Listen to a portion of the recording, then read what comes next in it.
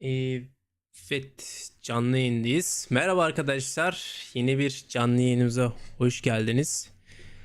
Bu canlı yayında Call of Duty'nin Modern Warfare 3 fragmanını göreceğiz. Warzone gameplay'ini, hatta canlı yayında gameplay'ini göreceğiz. Bu arada chat'e katılanlar için hepiniz hoş geldiniz.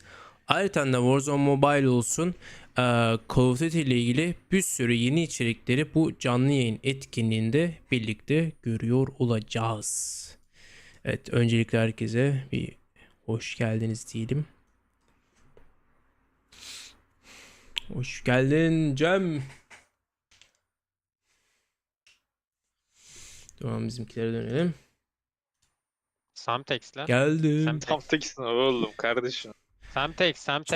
Ozi, canlı yayında 2K resolution gözüküyor mu? Bakayım. Ali var 2K verecek. Vereceğim. Görünüyor. Hoş geldin Chesley. Cheesecake diyecek sandım amına. Evet arkadaşlar, evet, canlı yayın hakkında yorumlarınızı alalım.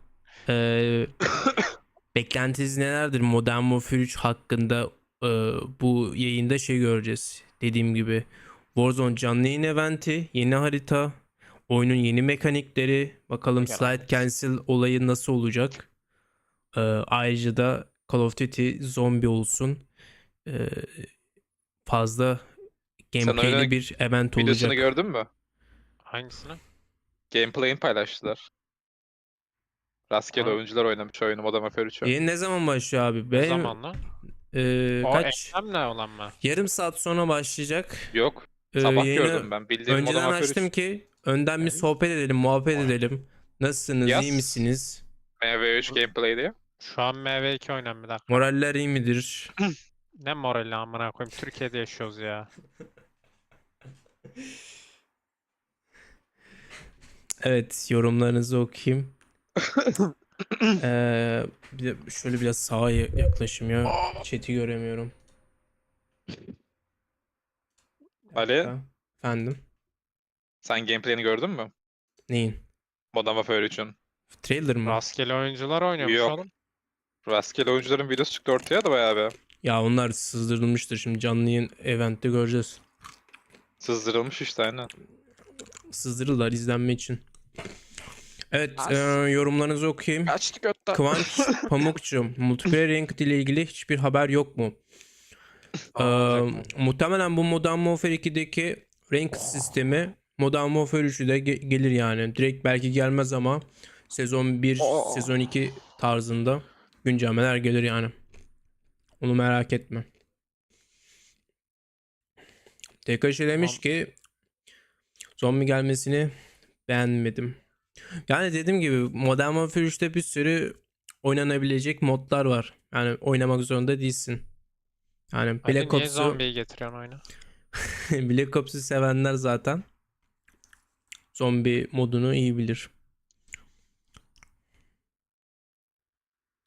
Ben bir şey beklemiyorum artık. Warzone 2 çok hayal kırıklığı yarattı, Cem söylemiş. Evet, Warzone 2 bayağı teknik sorunları var. Aslında şöyle söyleyeyim arkadaşlar. Günümüzde her oyunda sorunlar var. Evet, bu mevcut. Ama lakin piyasadaki de en çok oynanan oyunlardan biri yani. Yani şu an çok fazla account yoktur ama tabii hack olayı falan filan o ayrı konu.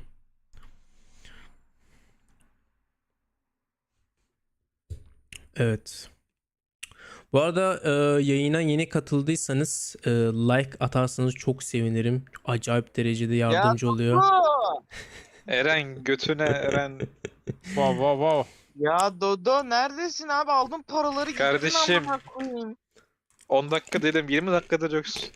Yok böyle bir şey. Oğlum ben seni bekliyordum. O da Ben milletin seni bekliyordum. sesi çok ben de. geliyormuş. Amına koyayım. Yazarsın sen. Beyler niye birbirinizi bekliyorsunuz? Date niye? Ya sen konuşma oğlum. Ya sus yazdı. Can sussana. Canı küstürdün oğlum. Çok bağırma Eren. Merhaba yayınlar, Modern Abi, Warfare çıkışından Allah'ım. merhaba yayınlar. Modern Warfare çıkıştan sonra Warzone hakkında ne gibi Evet. gelişmeler var? Dodo bu grupta olmaz abi. Dediğim gibi Tuvalete gel tuvalete. Bir tuvalete siz orada bir konuşun ya. Yayının başında dediğim gibi bu canlı yayın eventinde yeni Warzone haritası göreceğiz. Zaten bu canlı yayının resim kapağında da yer alıyor. Bakalım nasıl olacak. Kendi baktığım kadarıyla yeni Warzone haritası biraz daha böyle şehir tarzı, nasıl desem, Verdansk haritasına benziyor diyebilirim yani.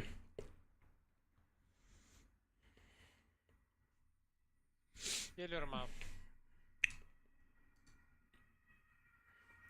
Lay lay lay lay lay lay lay lay lay. Yine Bu arkamda. arada arkadaşlar dediğim gibi Discord'da Modern Warfare 3 çekilişimiz var. Çekilişe katılabilirsiniz. Oyun çıkacağı zaman 10 Kasım'da çekiliş otomatikman kazananı seçecek. O yüzden herhangi bir para mara ödemenize gerek yok. Tamamen kendim karşılıyorum. Katılmayanlar varsa katılabilirler. Evet, bakalım başka yorumlarınız var mı? Bu arada canlı yayınımızda 2K resolution var. İnterneti yetenler açabilir.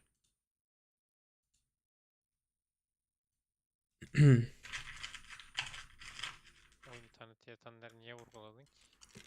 Kardeşim sen bize ne demek istiyorsun? Fakir mi? Aa, Ya.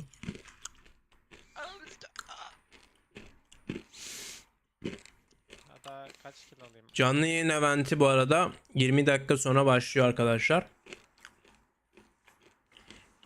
Çerez merez, enerji içeceği olsun.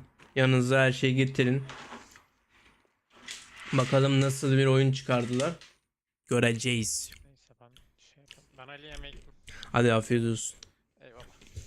Fırat demiş ki Verdansk gibi olacak aynen. Umarım iyi seviye taşırlar. Bu arada trailer içerisinde bir oynanış eee, fiziğinde de değildi. Text tense olarak geçiyor. Ayrıca slide cancel'da geri gelmiş. Evet, slide cancel'da geri geldi ama şöyle bir şey içerisinde slide cancel şey olacakmış.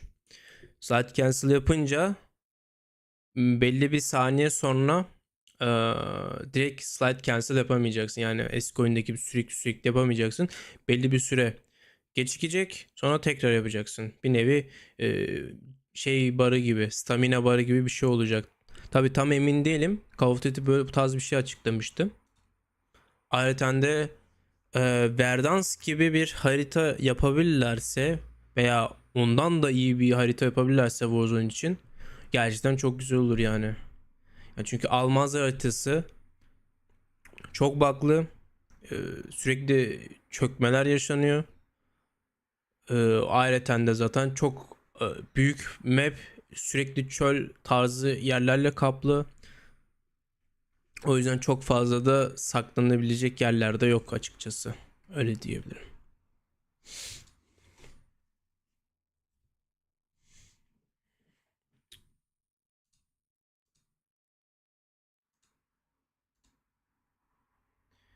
Dın dın, dınınınını.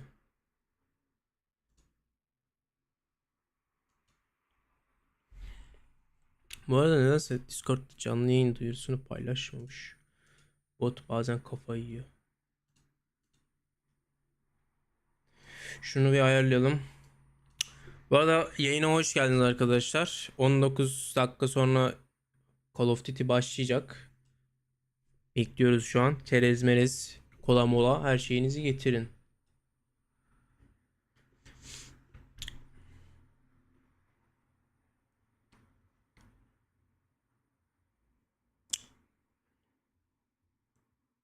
Multiplayer hakkında ne bekliyorsun? Price demiş. Valla Price'cım, multiplayer zaten en çok oynadığım modlardan biri. Multiplayer her zamanki gibi gene oynatacak. Yeni modlar getirecek. Ayrıca de benim en çok kendi kişisel olarak beklentim zombi modunu gerçekten çok bekliyorum yani. Çünkü eskiden Black Ops 2'deki bazı zombi haritalarını oynamıştım. Bayağı kaç 11-12 yaşlarında. Onun bir özlemi de var.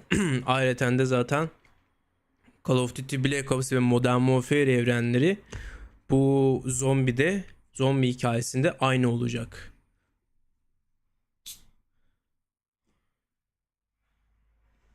Bugün bayağı bir multiplayer'lik oldu. Çok iyi. Valla ben hiç bakmadım. Çok da spoiler yemek istemiyorum. O yüzden canlı yayın etkinlikte göstersinler. Bak öyle yorumlayacağım. Çünkü öyle tadı kaçıyor yani.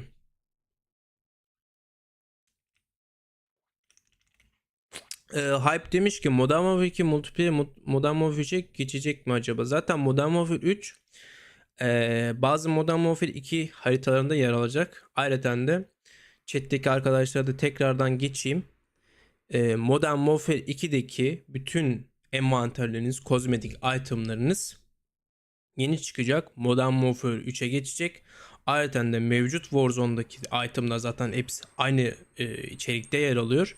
O da zaten yeni Modern Warfare 3'e entegre olacak ve orada da bütün itemlarınızı kullanabileceksiniz. Zaten oyundaki store mağaza kısmında zaten altta yazıyor yani Modern Warfare 3'e geçiyor diye, crossover diye kocaman yazı yazıyor. Shipment falan oynayabilecek miyiz? Tabii Shipment da gelir. Shoot House falan. Bunlar muhtemelen Modern Warfare 3'te kalacak arkadaşlar. Yani %100 demeyeyim ama öyle diye umuyorum yani. Warzone ne zaman çıkacak? Bu canlı yayın eventinden sonra, yani bu canlı yayın eventinin içinde göreceğiz bakalım. Belli bir tarih verirler mi? Muhtemelen direkt Call of Duty'nin çıkışında mı yoksa kaç gün sonra mı getirirler bilmiyorum.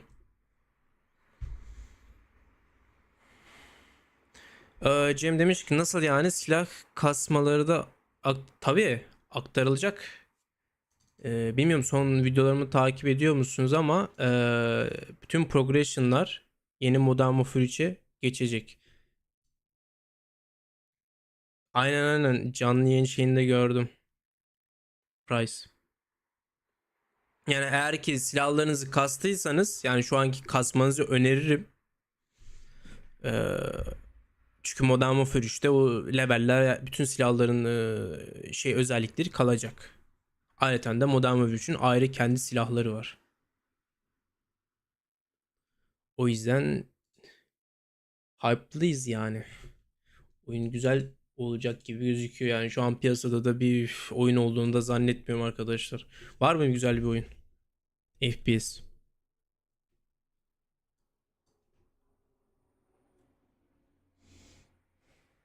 Kamolarda sıkıntı yok mu? Yok, kamolarda sıkıntı yok. Zaten bak kendinden göreceksin. Oyunda yazıyor. Mecit Tunç. Oyunda zaten söylüyor sana.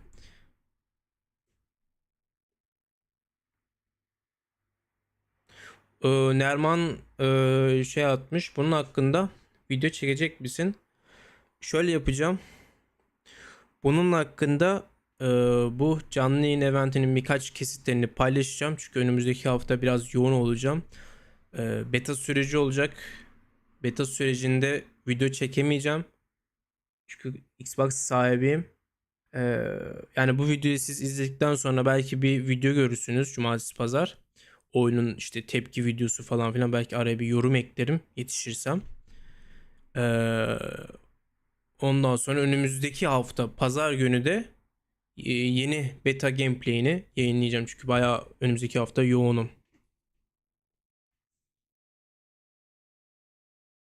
Ben Modern Warfare 2 aldım. Shipment oynamak için Modern Warfare 3 almam gerekiyor mu? Güzel soru Hype. Bilmiyorum onu. Yani Modern Warfare 3'te Shipment gelir mi? Bilmiyorum. Ama muhtemelen update şeklinde gelir. Escape from Tarkov. The Arno TV yazmış. Valla Escape from Tarkov tamamen farklı bir janra yani. Ona girmek için tamamen kendini odaklaman lazım ve aynı şey gibi işte, yani yeni bir oyun girersin ya, işte onu çözmeye çalışırsın. Onun için çok zaman gerekiyor. Benim de öyle bir zamanım yok yani maalesef. Ama seviyorum yani Escape from Tarkov'u. Mehmet Aslan demiş ki Modern Warfare silahlar hepsi aktarılacak, sadece araç aynen. Araç skinleri derken sadece şöyle, eğer ki spesifik haritalarda diyelim ki şu anki Warzone'daki araçları biliyorsunuz, işte kamyon, helikopter falan filan. Eğer ki bu yeni Warzone'da bu araçlar yer alırsa oradaki bundle'lar, işte kamolar geçecek. Araç kamoları yani. Eğer ki o yeni çıkacak mevcut Warzone'daki yeni haritada bu araçlar, yeni araçlar gelirse üzerine, o zaman aktarılmayacak. Bunu da parantez içine alalım.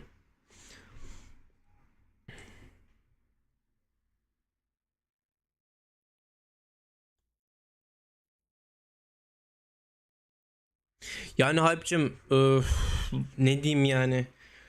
Ben Avrupa'da yaşıyorum, o yüzden kendime söylerim. Benim için söyleyelim mi dedim lan ben. Kendim için şöyle söyleyeyim. Yani burada bir askeri ücretle çalışan veya normal bir iş sahibi insan 100 euroyu verebilir yani bir Volt Edition bundle'ı. Türkiye'de biliyorsun zaten sorunu. Bu tahmin ne zaman çıkacak? Şu an 12 dakika sonra canlı yayın başlayacak Call of Duty'nin resmi YouTube sitesinde. Ee, O yüzden şu anda bir ön sohbet ediyoruz sizlerle. Yorumlarınızı okuyoruz. Ayrıca de 20 tane izleyicimiz var. Gerçekten şu an rekor kırdık ha. Hoş geldiniz.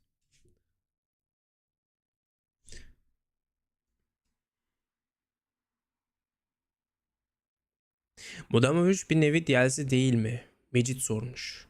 Zaten hepiniz bildiğiniz üzere yeni Modern Warfare 3 aslında Modern Warfare 2'nin belli bir kesidi.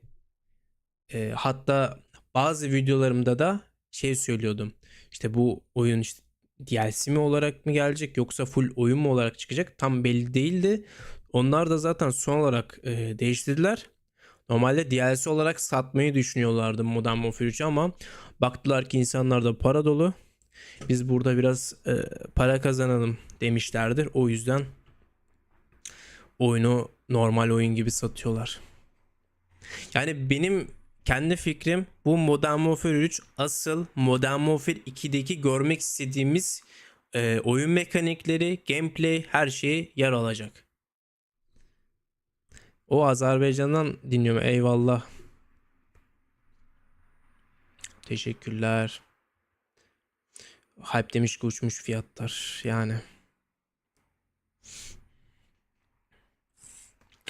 Bu arada arkadaşlar, beni YouTube kanalında keşfettiyseniz işte videolarda Call of Duty hakkında bilgiler paylaşıyorum. Diğer eski videolarıma da bakabilirsiniz. Modern Warfare 3 hakkında, ayrıca de zombi modu hakkında. Gerçekten bu videoları kısa ve öz anlatmaya çalışıyorum. Her videomda dahil olmak üzere.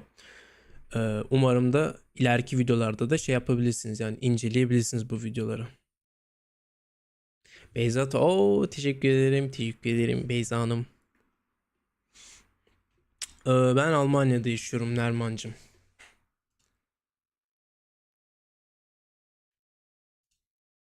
Bu arada ben canlı şeyde değil miyim?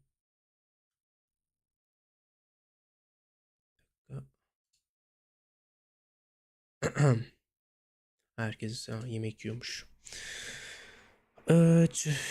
Bakalım, yorum şeyi göremiyorum.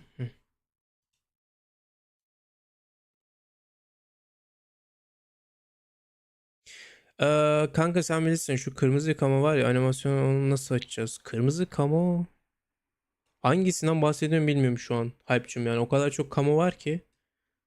Event kamosu mu kastediyorsun? Raid görevlerinde farklı kamolar var. Farklı kamolar mevcut. Oradan açman lazım. Şu an hangi kamu hakkında bahsettiğini bilmiyorum. Kıvanç demiş ki Almanya'da kaç ping ile oynuyorsun? Valla burada 8 ping. Yani Frankfurt muydu server? Yakın bana yani. Yarım saat.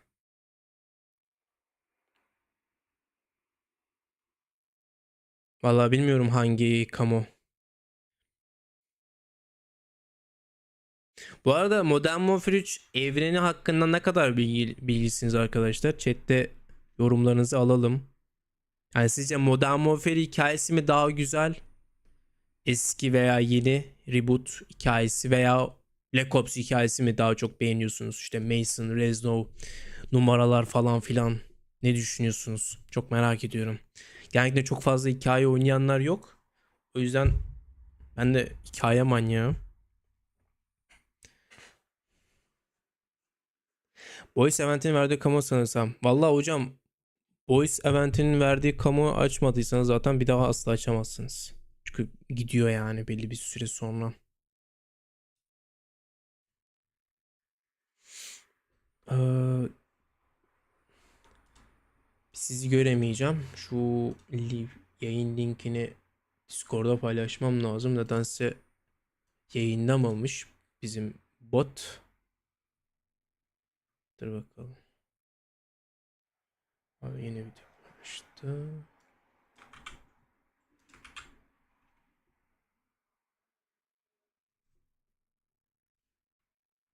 Paylaşalım. Ay, yanlış video paylaştım, pardon. Canlı yayın olacaktı.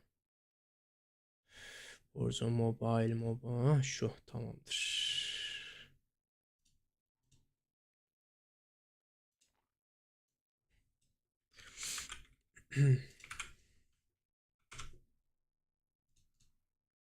Evet, canlı 5 dakika sonra başlayacak, bakalım nasıl olacak.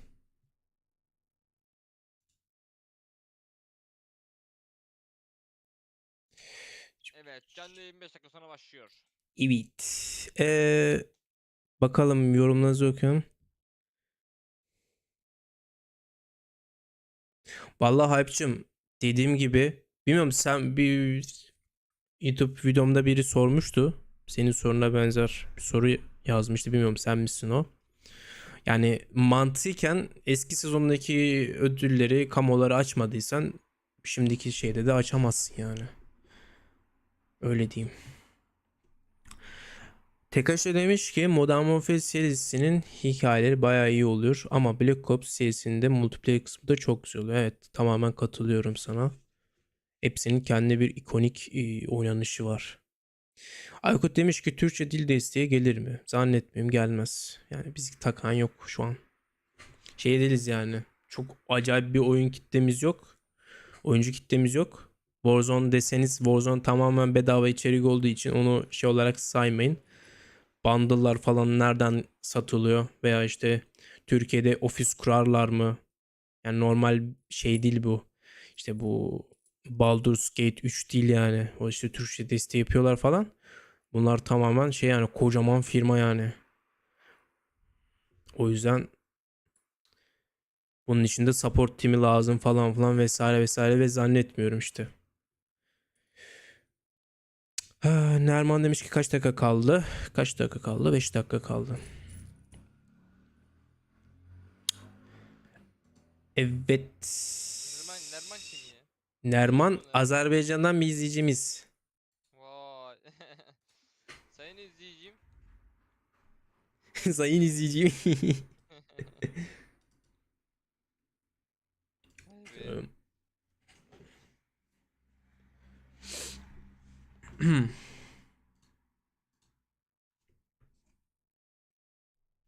Bu arada yayına yeni katıldıysanız like atarsanız çok sevinirim. Reklam yapıyorum da arkadaşlar. Algoritma bizi görsün. Algoritma. Bedava sonuçta yani, değil mi?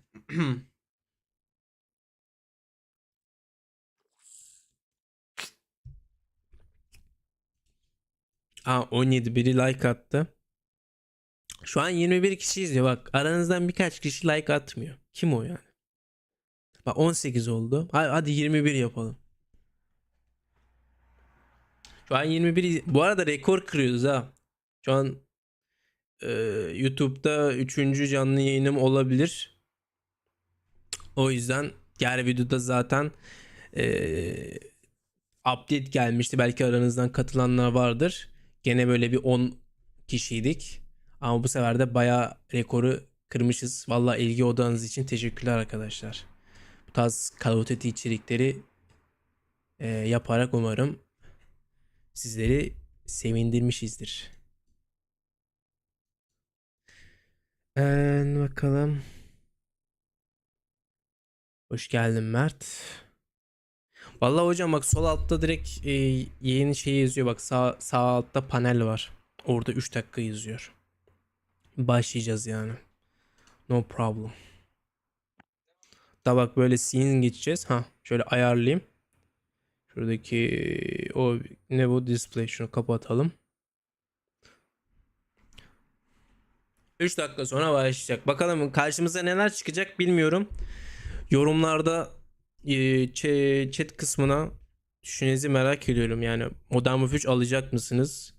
Zaten Warzone bedava olacak arkadaşlar. O yüzden yani çok da almanıza gerek yok yani. Eğer ki multiplayer oynamak istemiyorsan veya hikaye oynamak istemiyorsan hani Warzone içerikleri olsun. Zombi içerikleri olur bedava. O yüzden aslında gene aynı bu Modern Warfare 2'deki gibi bir sürü içerikleri sahip olacaksınız. Ben de yeter artık. Abi ne yapıyorsun abi? Daha Abi ne- hemen. Dodo. Ali. Abi. Adam gitti ya. Bu ne amına? O Price demiş ki umarım beni izleyeceğin zaman. Vallahi hocam Ben inşallah. çekerim. Yani Call of Duty tarzı, zaten Call of Duty eskiden beri sevdiğim için ve işte bir yıl, birkaç 6 ay önce falan bu tarz videolar yapayım dedim ve hani izleyenler de olduğu için moral kaynağı oluyor yani. Mesela sizin de burada olmanız bana bir moral kaynağı sağlıyor yani. Ya Ali var Ya ya. yala yala Ali. Lan da. GeForce Nova gelir mi? Kardeşim. GeForce Nova gelir mi belki diye bekliyorum. PS'ten alacağım GeForce'a da alacağım vardı yoksa. zaten. Adamlar kaldırdı. Vallahi Modern bilmiyorum. Warfare'ı. Ama Microsoft satın aldığı için Xbox tarafı Belki. belli Yok bir be oğlum. anlaşmayla adamların şeyi var. getirirler. Ha kendi Adamların kendi şeyi var oğlum adamların. cloud değil mi? Cloud sistemiyle. Ama oraya da getiremezler. Anlaşma yapmışlardı değil mi? Doğru. Yo şey demişti.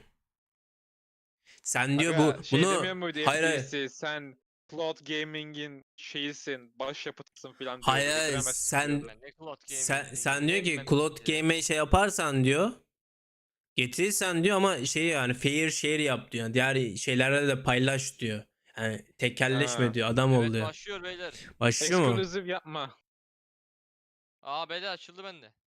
Umut Hadi sen götüne. ama hayırlı akşamlar inşallah güzel yürüyün. Eyvallah, teşekkür ederim. Valla umarım beğenirsiniz yeni videoları ve eski videolar dahil olmak üzere. Merhaba ben Sohbet Muhabbet, videoları merak etmeyi, bizi beğenmeyi ve kanalımıza abone olmayı unutmayın. Lan acı. Lan acı. Dodildo. Ha, bu da başladı Eren gibi. Ama Eren kardeşim nerede? Güzel kardeşim. Benim Az de- önce sana seslendi. Küstü çocuk yatağına şöyle gitti. Sen konuşmayın. Çocuk yatağına gitti. Bu yayın başlayacak mı? Ama Niye aynı konuşmuyorsun sen başlamıyor, kardeşinle? niye Call of Duty bekliyoruz.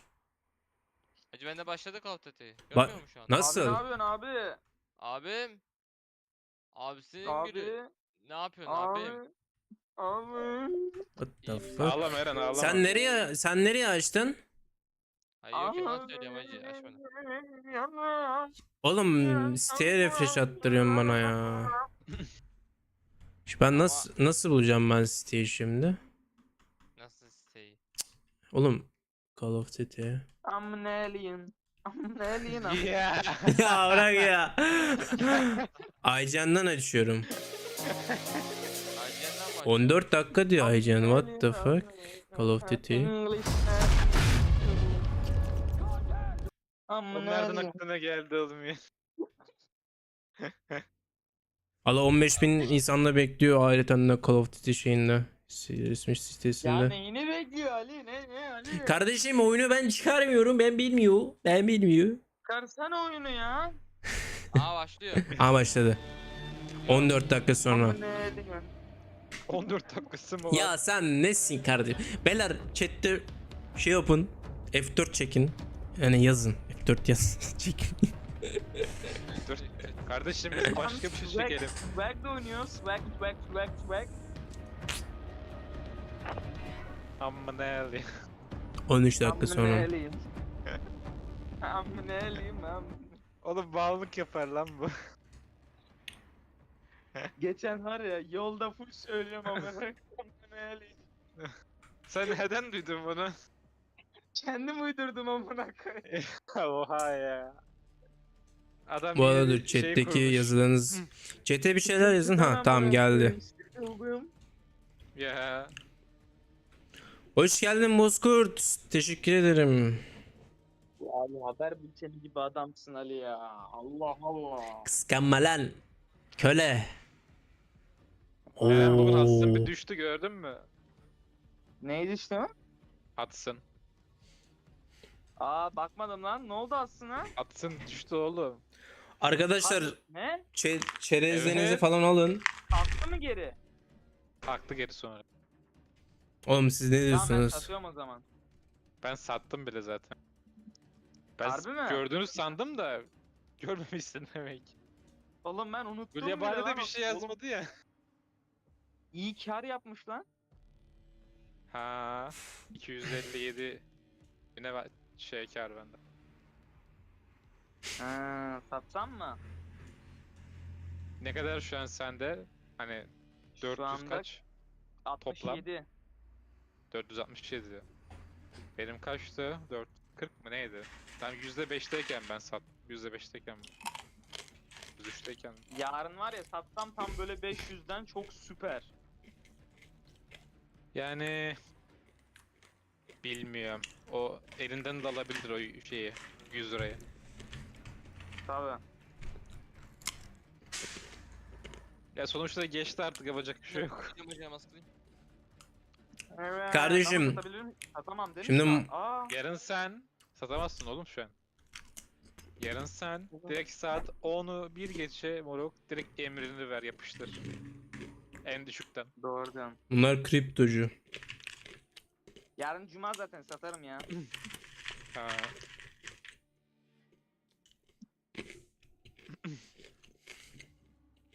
Neyse o da aklımızda olsun. Gulyabani'de bir şey yazmayınca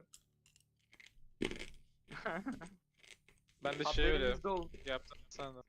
Belki adamın haberi bile yok şu an. Bilmiyorum. Senin gibi ben. Acaba gameplay Black Ops'taki gibi olur mu lan hacı? Ya hepsi keşke bunun gibi gitse, bak bu da 15 gün falan gitti, gözünü seveyim ya. He ya. 15 gün gidenler hep az gidiyor moruk, şey yani. Az şeyle gidiyor. Evet. Bir hacim az. Hacım az işte, aynen. Şöyle 1K ilk günden girdiğimiz bir şey 15 gün gitse var ya. Of. O bir tanesi yeter, haksız mıyım? Diğerlerine gerek bile yok. Aa. Ne kadar yapıyor? 2K falan yapıyor herhalde. 2K yakın bir şey yapıyor Tako. 15 gün. Sağlam. Amma yiyorum ha. Bakalım Modern Warfare 3 nasılmış aga? Modern Warfare.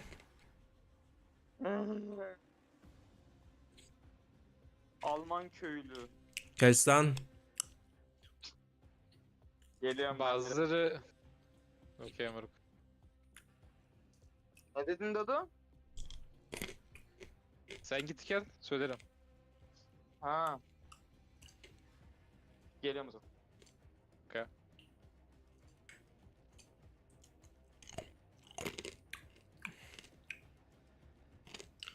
Vallahi sızdırılan şeyler var. O yüzden sızdırılan videolara bakmayacağım. Direkt buradan canlı yayında şey yapacağım. Hiç spoiler falan istemiyorum. Tamamen ilk defa Kelime, adam her şeyi koymuş bildiğin, acayip bir şey. ya bu koyuyorlar işte ya. Onları nasıl şey yapıyorlar lan?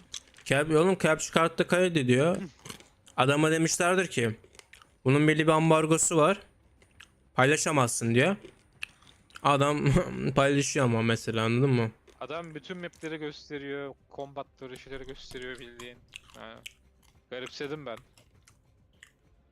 Gördüğüm şey hoşuma gitti ama baya. Söylemeyeyim sana da izlersen görürsün zaten. Bayağı hoş. Çok farklı yani Modern Warfare 2'den oyun. Bu arada arkadaşlar izleyeceğimiz canlı yayın etkinliği. Bu canlı yayın etkinliğinde neler göreceğiz? Lan. Warzone yeni haritası. Canlı yayın gameplay'i göreceğiz. Oyun mekanikleri. Bakalım Warzone nasıl olacak? Perk sistemi nasıl getirecekler? Ben mi geliyorum Maruk? Yeni silahlar. 2 multiplayer. Multiplayer içinde ayrıca bir gameplay. Zombi modu. Zombi modunda en azından bir gameplay görsek çok güzel olur. Veya trailer nasıl olacak bilmiyorum. Ayrıca de Warzone Mobile. Warzone Mobile içinde bir gameplay göreceğiz. Ayrıca de belli bir çıkış tarihi getirirler. Umarım. Atladığımız başka bir şey var mı? Bu arada DMZ modu ne oldu hiç bilmiyorum. Chat'te bilgisi olan yazsın yani. DMZ modu GG galiba. Hikaye moduna bir şey gelir mi? Price iyi ki sordun. Bildiğiniz gibi arkadaşlar bu hikaye modu. Yani bu Modern Warfare evreni reboot. Tamamen yeni. Eski geçmişle alakası yok. Yani eskideki Modern Warfare 3'te hiç alakası yok. Modern Warfare 2'deki Shepard olayı, Ghost ölmesi falan filan hiç alakası yok. Silin kafanızdan. Canon olarak hikayenin ana konusu olarak karakterlerin geçmişteki yaşadığı olayları hikaye base'inde alabilirsiniz. Nasıl? Atıyorum işte Captain Price Pripyat olayı işte zeka evin kolunu vuruyor falan filan. İşte Soap işte SS askeri olarak eğitiliyor falan filan. İşte Ghost'un hikayesi. Bunları canon olarak alabilirsiniz. Yani bu Modern Warfare evreni tamamen yeni bir şey hikaye.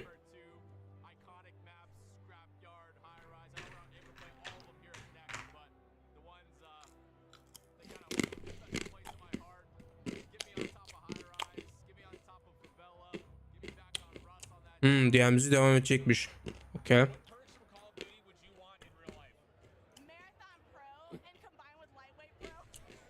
Türkçe altyazı getirebilir miyiz?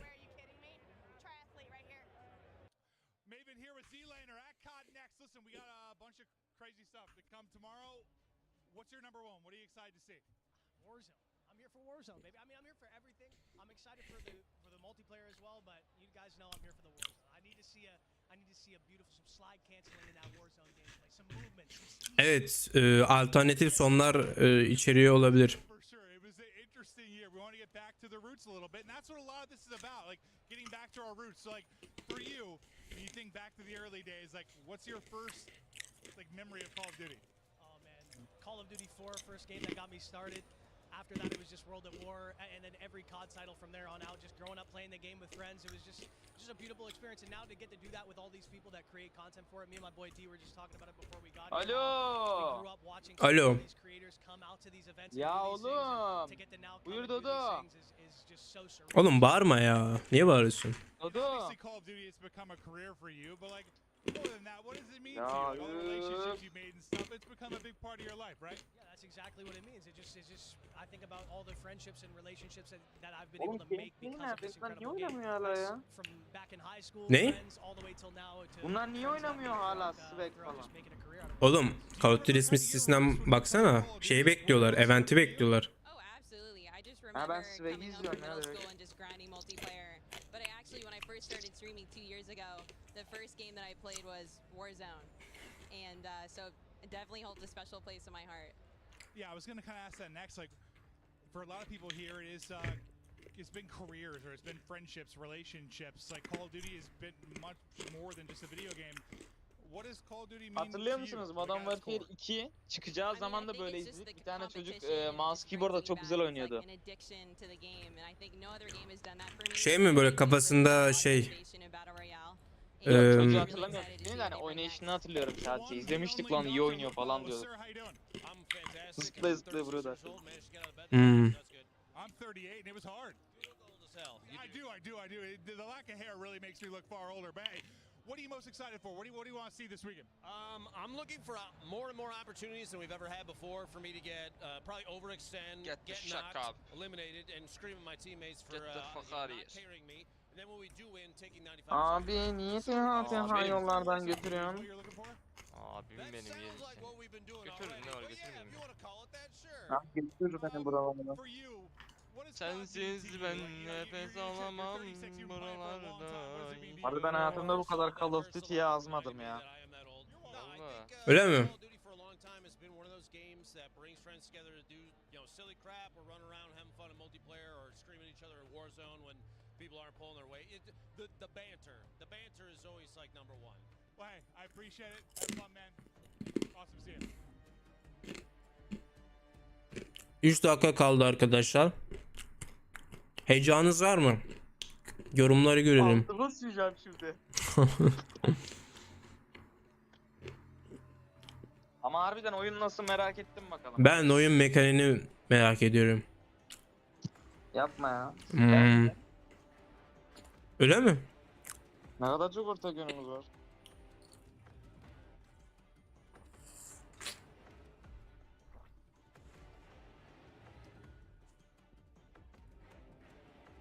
Oy oy.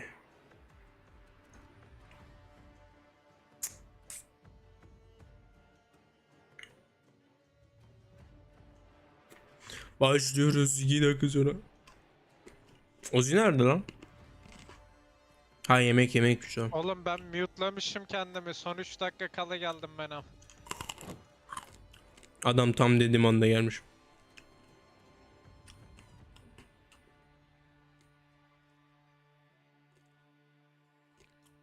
Hadi lan.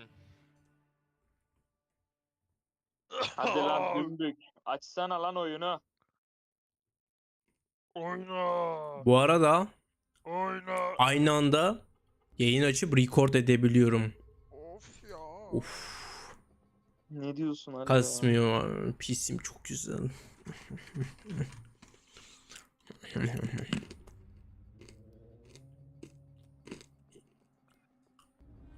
Uy. Uy. Aa, Ozi, Natasha kız var ya, o da orada. Ne diyorsun? Ham yaparım. Twitch'te yayın Valla atan Bozkurt ha, sızdırmalara bakmayacağım. Direkt canlı yayında ne gösterecekler ona bakacağım. Sızdırmalar çok umurumda değil. O yüzden canlı yayına odaklanmak istiyorum. Tepkilerimi de taze tutmak istiyorum. Taptaze.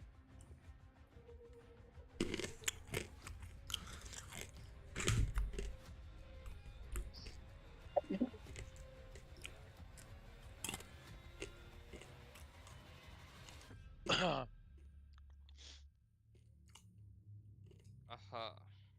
Hacı. Dayım.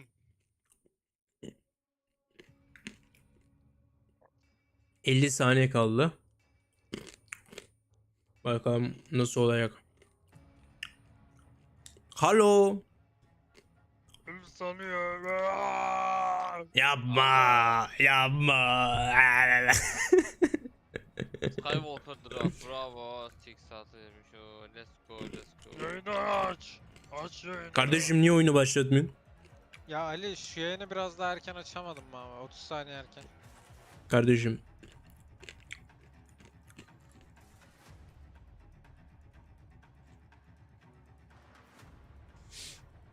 Oyunun sesini biraz arttırıyorum oyun sesi diyorum. Yayının sesini biraz arttırıyorum. Çok fazla sesimizi bastırıyorsa canlı yayın chatten şey yapın, fazla geliyor veya uyarın beni ona göre. Sus. Oh, Black Ops 2.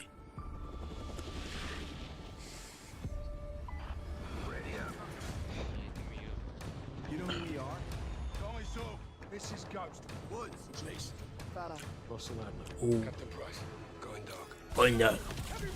Klasik Call of Duty. Nice.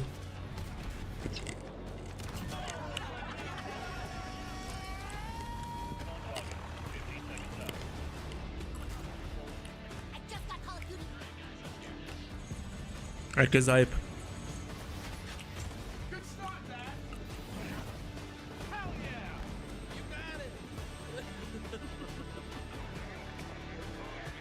Lan o kimdi lan ben? Zombies karakterine benzedim.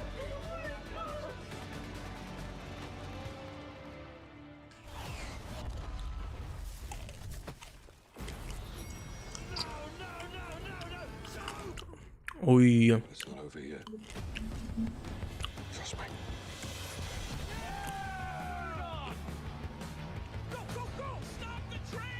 Give us the fire. We'll give Eren. Bro. Eren. Eren. Gördün mü? Abi görmez olur muyum?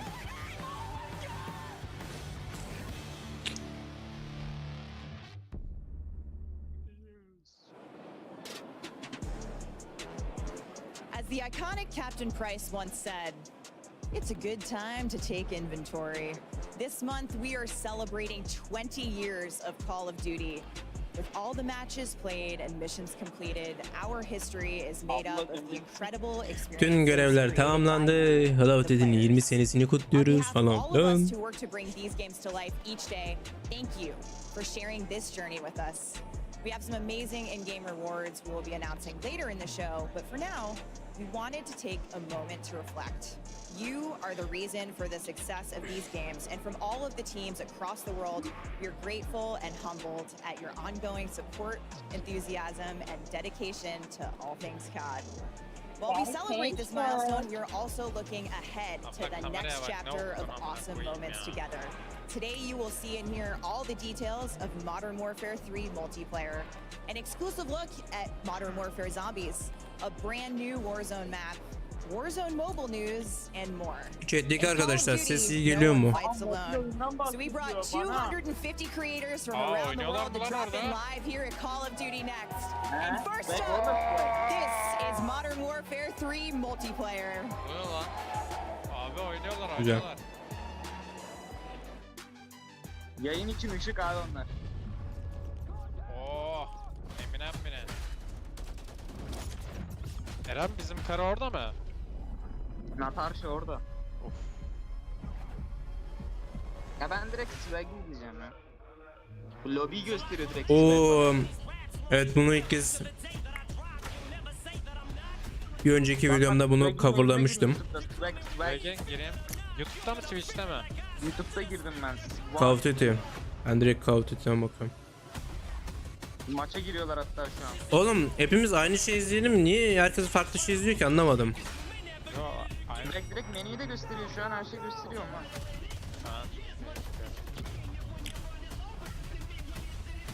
Orası belgesel gibi, bura oyuncu gibi. Evet. Yavrum burayı da gösterecekler işte. Şu an. Maç arıyorlar, maç buldu hatta.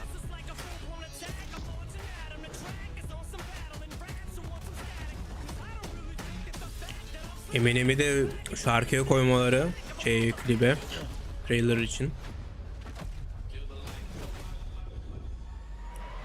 Ozi bu trailer'ı gördükten sonra çelik yumrukları izlemeye gitti. Allah. Aha maç başlıyor.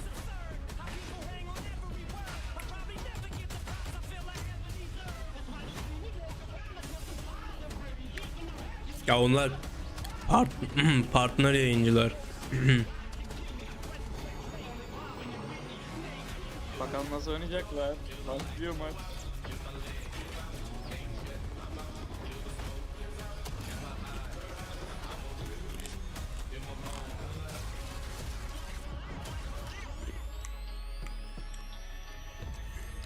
Aha takımlar hazır. 10 Kasım'da. 7, Hello, everyone, and 6, welcome to 5. Call of Duty Next. We have an action-packed day Modern in Warfare store for you 2 with çok gameplay benziyor, and ayarlar game setinde. details for Modern Warfare 3, Call of Duty Birebir aynı Warzone, neredeyse and amına. Call of Duty Warzone Mobile. There are over Lan geri 250 çıktılar ya maç creators başlarken. behind us ready to dive into these games, and we're so excited to be here with you today to unveil the future of Call of Duty. Hacı. I'm Golden Boy, your host for today, alongside the one and only Stephanie Yaşıyor Snowden. mu? You may know her as the studio Yaşıyor lan. communications director. Ha, and bir we ses are ver, thrilled to go çıkarmıyorsun. to what's going to be upcoming for the Çıkarmıyorum 20th ya. year of Call of Duty, İzliyor musun abi? which is bonkers. İzliyorum It's izliyorum a şu little anda. bit younger than Aa, us. adam Yes. sene Just a little güzel bit. Just a touch. Thank you so much for not revealing my age. Oh, you're quite welcome. We don't do that here. It's a safe place. Thank Fireflies you. I'm kullanıyorlar lan. thrilled to be here. It is an Bakın. electric atmosphere. Zaten It's Fireflies absolutely kullanıyorlar incredible. And I am Evet. so ready to talk about Call Bok of Duty. gibi It's lan been o, an niye entire kullanıyorlar calendar onu? year of us saying next. Well, guess what? That starts today. We're here to talk about Modern Warfare 3, and we're going to be getting into gameplay very soon. But we have some amazing guests coming in from the studios. I can't wait. Yeah, that's right. We also have some awesome Kenny viewership Arios awards geliyormuş as var well ya. for people to John watch Wick at home. Isn't that operatörü right, Seth? duyuluyor falan ha. It's true. Yok mu bir Make sure you're hype'ımız? dialed in on the broadcast here at COD Next because you will have a chance to unlock in-game rewards for Modern Warfare 3 just for watching this stream on the official Bon Call of top. Duty or Twitch YouTube channels. Take a look and chat on either of these streams for more details Bitti lan. for your chance Çerez to earn bitti. some of the awesome loot on the screen. Ay gibi mi oğlum? I want that weapon shop. Ay gibi Yeah, ya that's right. So adam. make sure you go out there. Ne diyor? I mean, honestly, Watch there's no reason for Ay you not gibi to. mi but, oğlum? Bu ne ay gibi diyorsun ya? We've got Ne some good diyor? stuff coming up on the horizon. Ne ya? Steph, what do we have Verirsin coming up diyor, first? verirler ya. This is one I'm very excited about. Yes, Burada we Kenya. are diving straight into Modern Warfare 3 multiplayer. Joining us now, the multiplayer team from Sledgehammer Games. Adam Iskov, Senior Development Director. Greg Reisdorf, Multiplayer Creative Director. And Aman Kim abim Weigand, Swag'in Development oyunu Director. yayına Guys, gitmiyor. welcome. I am so Onu stoked ayarlamaya birisi to talk geldi. about your game. Same. Where Great to be do here. we even start? You know, I have an idea, but Yeah, we have a run-up show. We have a direction that we're going to go in, thankfully. But guys, this has to feel very freeing. It has to feel like now you're going to be able to talk about this thing that you've been working on for so long here, and you're going to also have these incredible creators playing it all in real Evet, time. ilk olarak Modern Warfare 3 multiplayer haritalarını gösterecekler.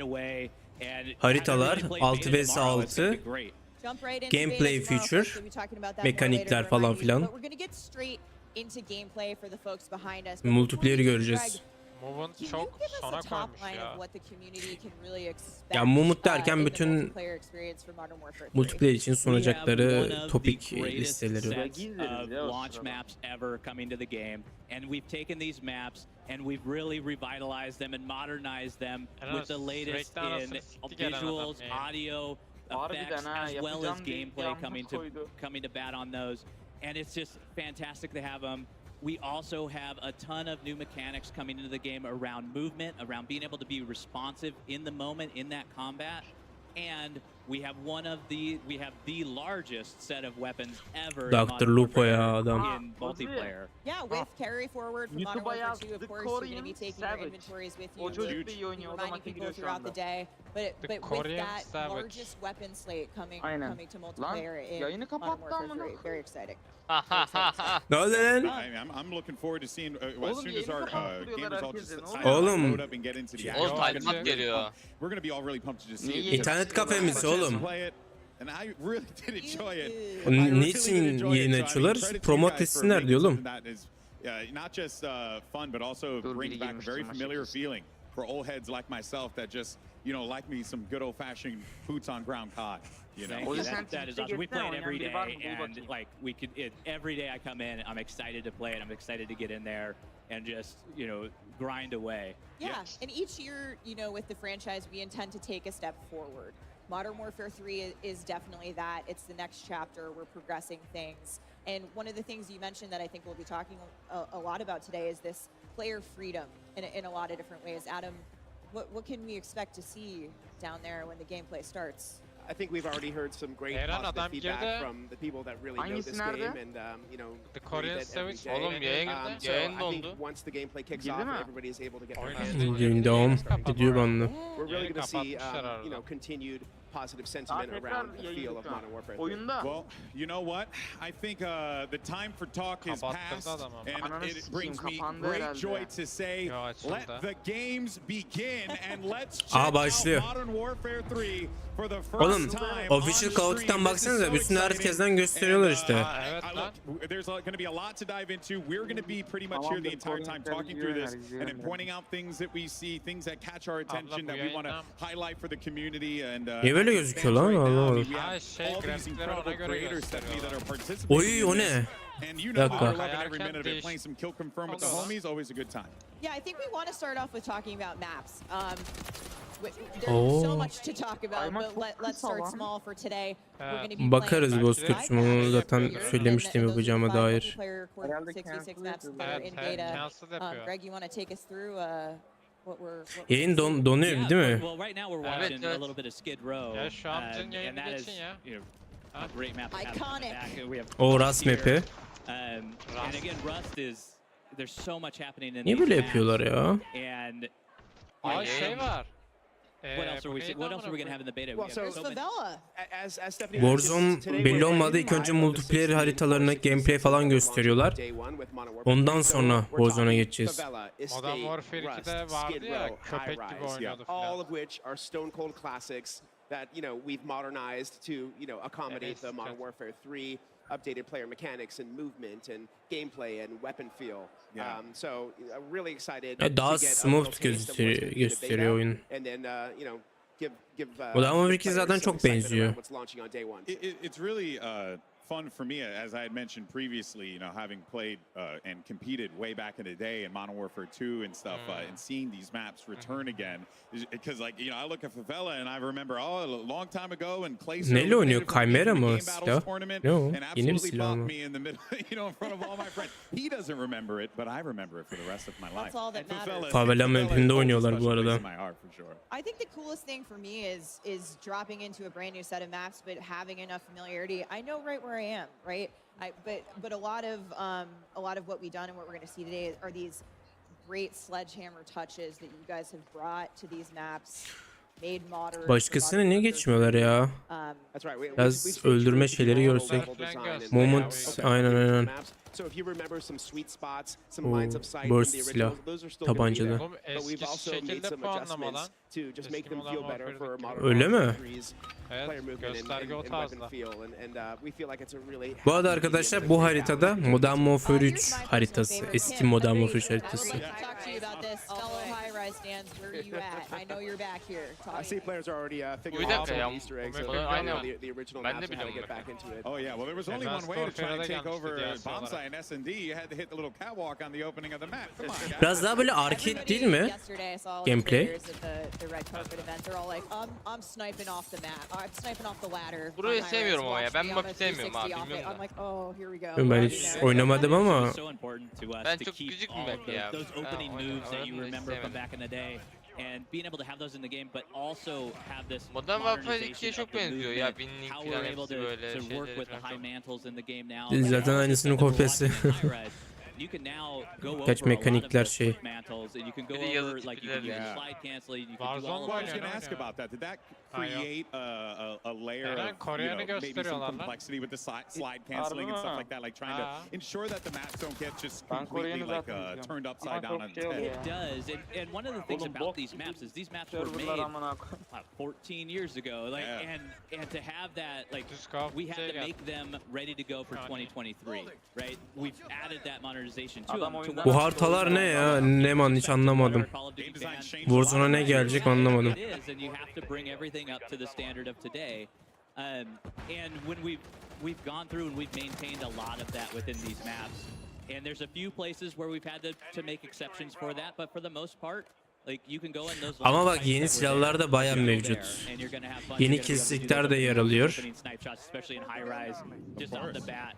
Yeah, no, that's awesome. And keeping that conversation going, what are the maps like? Because I know that there's going to be more down the line. Oh, for sure. Let's talk about the launch maps. Sırayı Yeah. gösteriyorlar. So in addition Ama to the ADS five çok that we're yavaş playing gibime geliyor today, ya. on launch, we're going to get the rest of Bence the kullan, 16 onları OGs from sensitivitesine göre 2009. yavaş. So we're talking Oo. Karachi, Invasion, Afghan. Yeah. Eren, Black Ops you know, şeydeki Sundays, map lan. rundown. Yeah, like it's all there and on and on. Oh, we and on. got So, the like, scrap. Yeah, so we're super excited to be bringing those. And in addition to those OGs, we have some Evet, new bakalım ground war ne maps gibi that we're yenilikler launching too. gösterecekler. We have 3 ground war maps that are brand new, which is the the traditional like 32v32 vehicle gameplay. Yeah, so that's going to be an awesome alternative for people if they want to take a break. En büyük dezavantaj ve şu an gameplay'de de görüyorum. Sürekli koşarak oynarsanız hakikaten çok gecikme yaşayabilirsiniz çatışmalarda. Çünkü ADS yaparak bayağı arada 1,5 saniye şey oluyor ya. 1 saniye falan. Böyle sürekli ADS'de kalmak daha mantıklı aslında.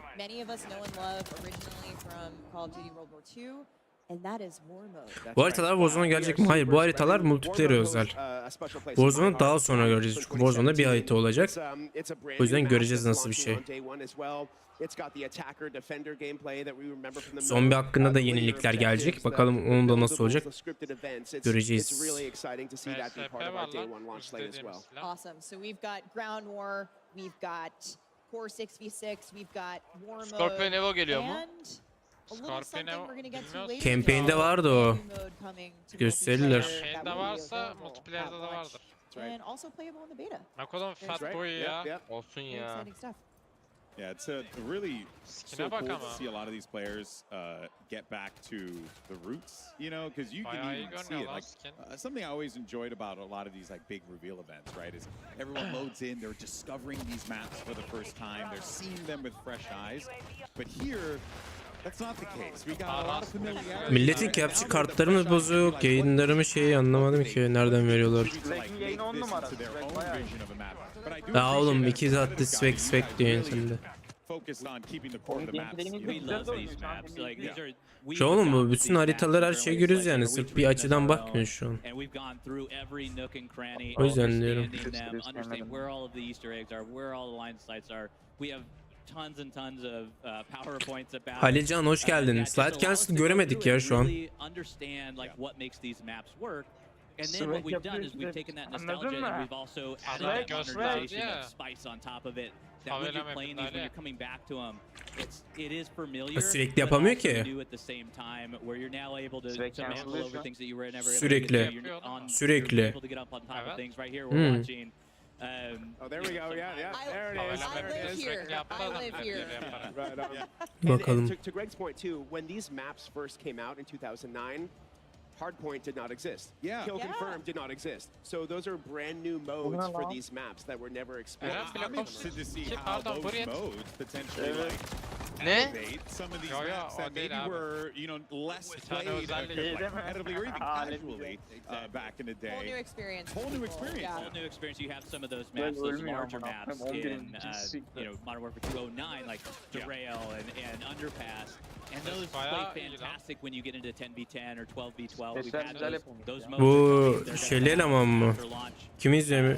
And Uzi? Ben it's just izliyorum. fabulous to be able to play them on there. We Şapkalı also have eleman control mı? for those, you know, Yeah. CDLs. Bu yayını Yeah. izliyorum da Video bu folks. kim tanıyamadım ben. And it's going to be amazing to watch the I don't know. community go to town on these maps and really, you know, Headshot play atınca them çift and- çizgi and mi çıktı lan artık? understand Aa. what's happening.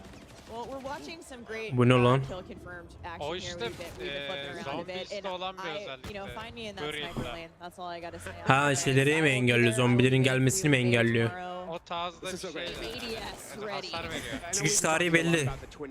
10 Kasım arkadaşlar. What better way to celebrate that than like, you know, with These classic dropping maps. all of these Yeah. 16 day one. Discord sunucumuzda da var. Katılabilirsiniz oradan. Oradan bütün detayları yazıyor zaten. So cool. I'm just gonna take a moment to appreciate that.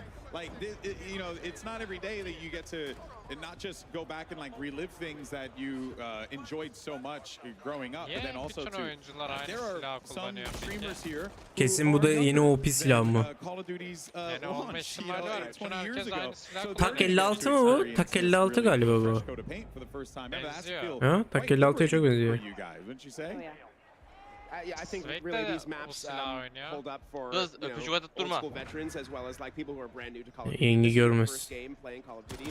You're obviously Never been a better time to Yeah. jump in. Yeah, I mean you're Ulan Beyza observing so chat'i, much of COD's history. selam Like, yazdı. What a better way to celebrate Benim 20 izliyor years olabilir of şu Call an. of Duty and with these iconic maps. O yüzden seni gözlüyor acı ona göre. Her şey her yeri. Ne diyor aslında? Görüş. 10 dakika önce. You will get to play it starting tomorrow. Take a look here at the beta schedule. Çıkış tarihi doğru. Bak hatta şöyle gösteriyorlar arkadaşlar. Beta süreç tarihi. Players who order on Xbox and PC. The maps, modes, weapons you're seeing here today, those are in beta, and so are 2 new Ground War maps and in-game rewards for playing. 12-13. Kısacası arkadaşlar, ekrandaki gördüğünüz tarihler zaten PlayStation özel ekskluzif.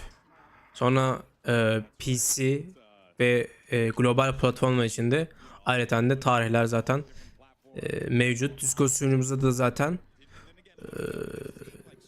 duyurular kısmı veya Call of Duty Leaks kısmından da görebilirsiniz haberleri. Yeni bilgiler mevcut sunucumuzdan.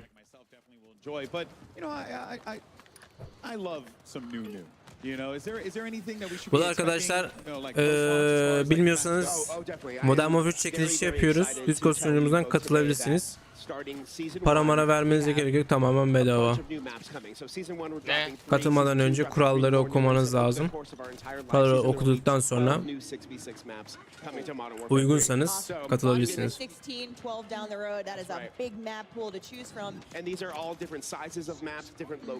Pompalıyı sevdim.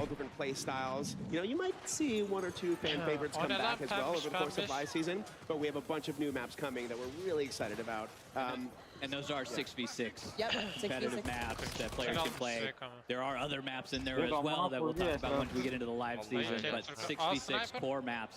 Stay tuned. Ha, Modern Warfare And 2 guess what? With haritası. all of those maps, it's Tempus back. muydu o? You know what you can do with them? Anlamadım, ne o? You can vote. We're gonna see it in a lobby soon, but map voting is back. Beta Rippler. Get excited. Sen öndesin galiba. I mean, the community has been thrilled. I can't wait to see it in action here today. I'll be taking notes on which ones we know are the ringers of the group. I think we have a Sesler good çok feeling. kötü ya yayının. Oh, nice, yeah. Somebody voted for that. Yeah, that's a good one for snipers. I like a state. Yep. I think we we have an idea of where the maps are going to land in the voting, but when you account for the new modes, the modes that you were never playing in there before, when you get into hardpoint and you need that space to have that rotation. Bu arada kullanıcıların isimleri hepsi Codenex, yani özel kullanıcı isimleri.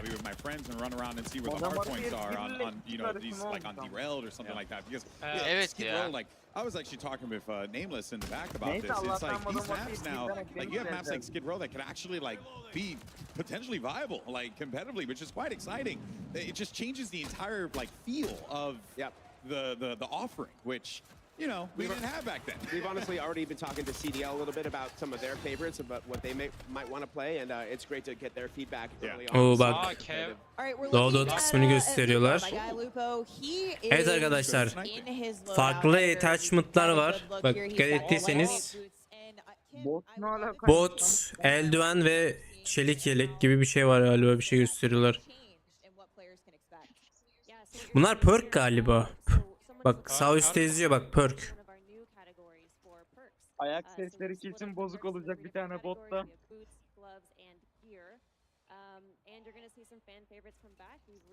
Mosh pit'e giriyorlar.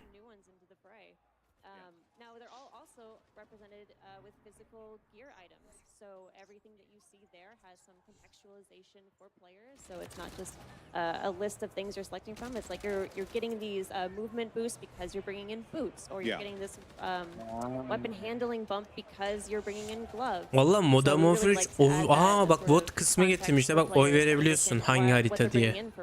Yeah, it's different. Bu da güzel. Klasik Call of Duty şeyine dönmüş.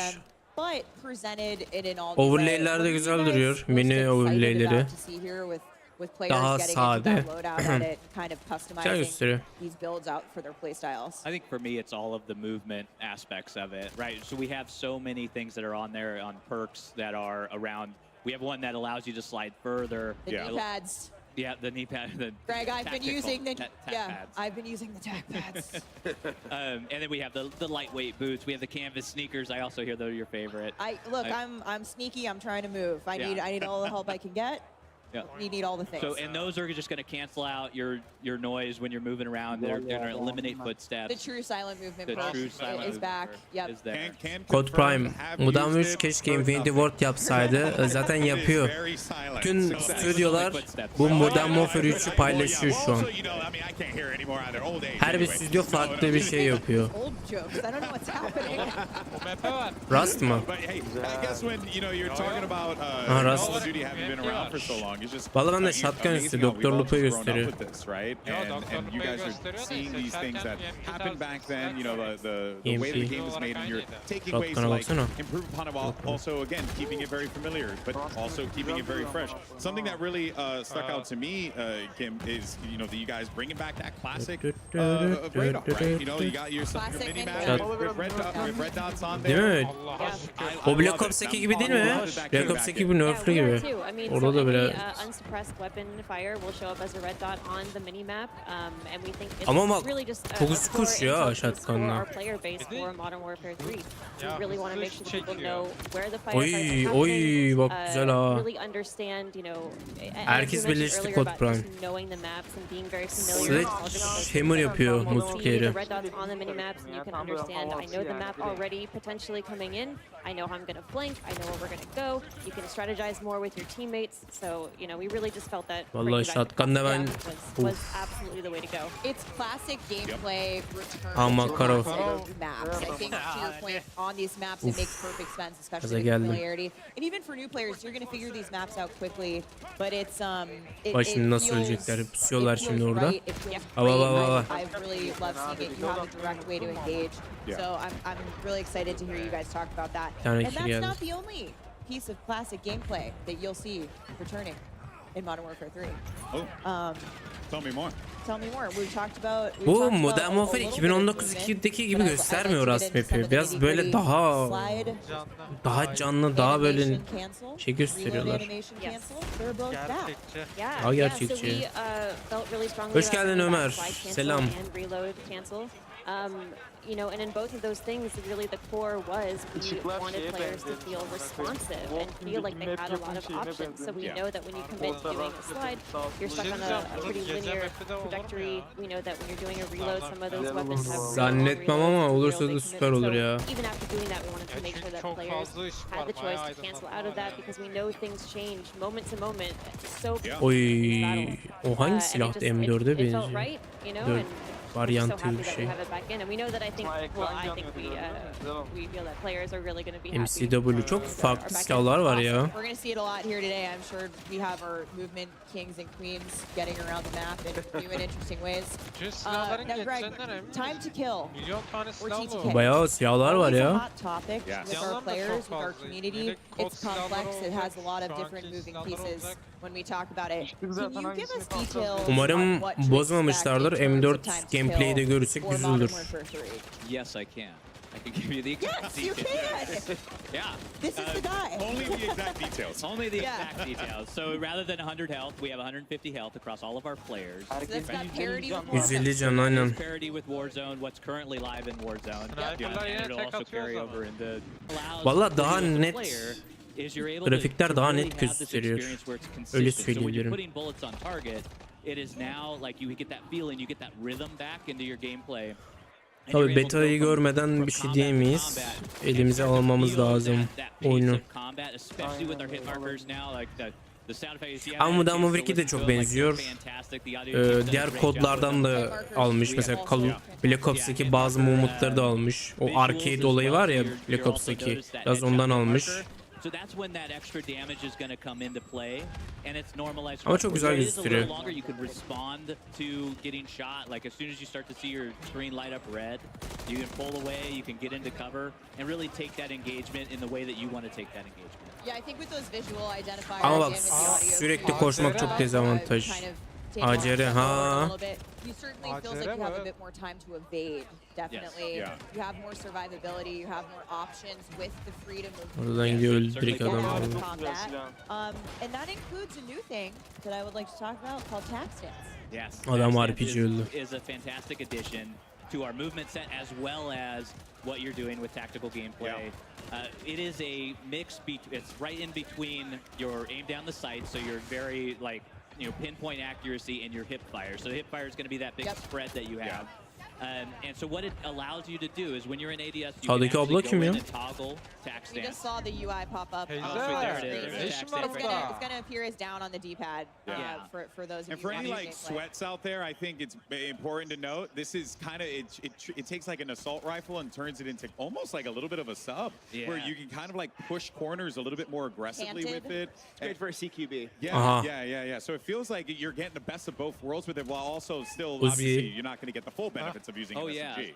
and so those LMGs, like being able to Terminal do those longer MP. range weapons, when we talked earlier about derail or some of the larger maps, like you want to be able to run a longer Sniper'lar gun. birazcık daha Aa, bak şu kayarken silahı şöyle tutması çok süper lan.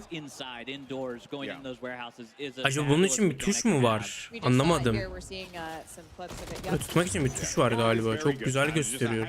Arkadaşlar şu kısmı gördünüz değil mi? Çok güzel ya. Otomatik mi yapıyor acaba yoksa böyle bir tuş mu var? Çok güzel gösteriyor. It's also nice just if you have a specific playstyle. Adam, you mentioned it's really great for close quarters combat. Mobile hakkında şu an bir şey görmedik. Belki farklı bir tarihte çıkar. But I think Bilmiyorum şu an. Göreceğiz bakalım. Don't use it. You know, it's an option.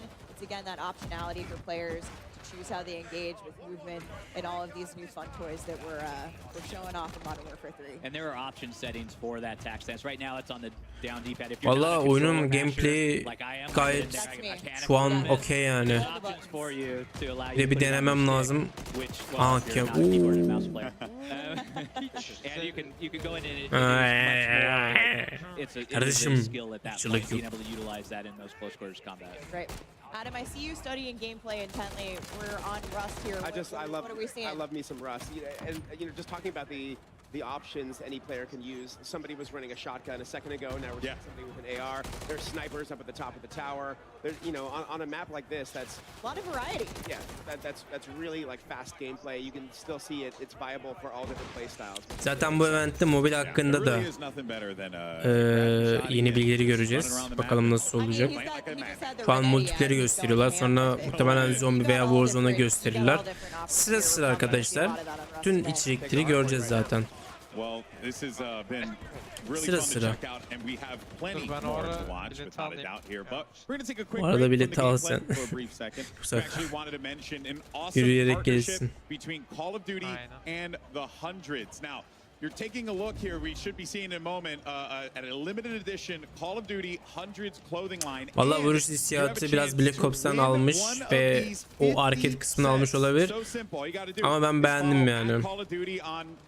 Tabii biraz erken söylüyorum ama denemeden bir şey söyleyemem.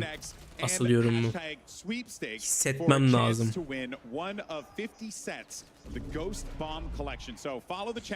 Tweet the hashtags for a chance to win a set from this awesome lineup. And let's just go ahead and jump right back to the gameplay. And Greg, we'll toss one over to you here. So for anyone who has been playing Modern Warfare 2, Stinger olarak geçiyor. We now know like their inventory. That's going to be making its way over to this game, which is really Konkar'a benziyor lan soldaki adam. Kontar mı? Exactly, and it is all about honoring the player investment for us. Like we call this carry forward. We talked a little bit about it. Uzi harbiden seri. Bak küçük silah olduğu için çok hızlı koşuyor. Silaha göre de movement hareketleri farklı. Is available for you day one in Modern Warfare 3, so you can go ahead and use that. Any operator that you've purchased or that you've unlocked as well. So if you got that spawn operator from Season 6. Call of Duty bir yerden para kazanacak değil mi? It's there day one, and it's fantastic to have. Even all of those blueprints and everything coming para kazanacaklar hacı, yapacak bir with şey your yok. weapon level as well is available. All of your attachments, your camos are there. Microsoft'ta para aldık. You got your Orion. That's coming with But don't worry, Kasa boşaldı. Satın aldılar ya. O yüzden. Modern Warfare 3 weapons because it has its own set of completionist camos as well that you can go in and grind your heart out for those and go ahead and get those in the game. Yeah, we're going to talk about bu arada arkadaşlar chat'te yeni katılanlar varsa Discord sunucumuzda Modern Warfare 3 çekilişimiz var. Discord sunucumuza katılarak çekiliş sekmesinden Modern Warfare 3 çekilişine katılabilirsiniz. Buradaki kuralları okumanız lazım. Eğer ki kurallara uyumlu gösteriyorsa katılabilirsiniz. the fact that Bak bu we're arada gonna slide get carried cancel'ı forward. I like the gösteriyor. fact that, you know, there's plenty as we were seeing here. What other new weapons might we, you know, be treated to, I guess, moving forward here? Tam görmedim ya. Tam böyle görmem lazım. Sürekli basabiliyor mu?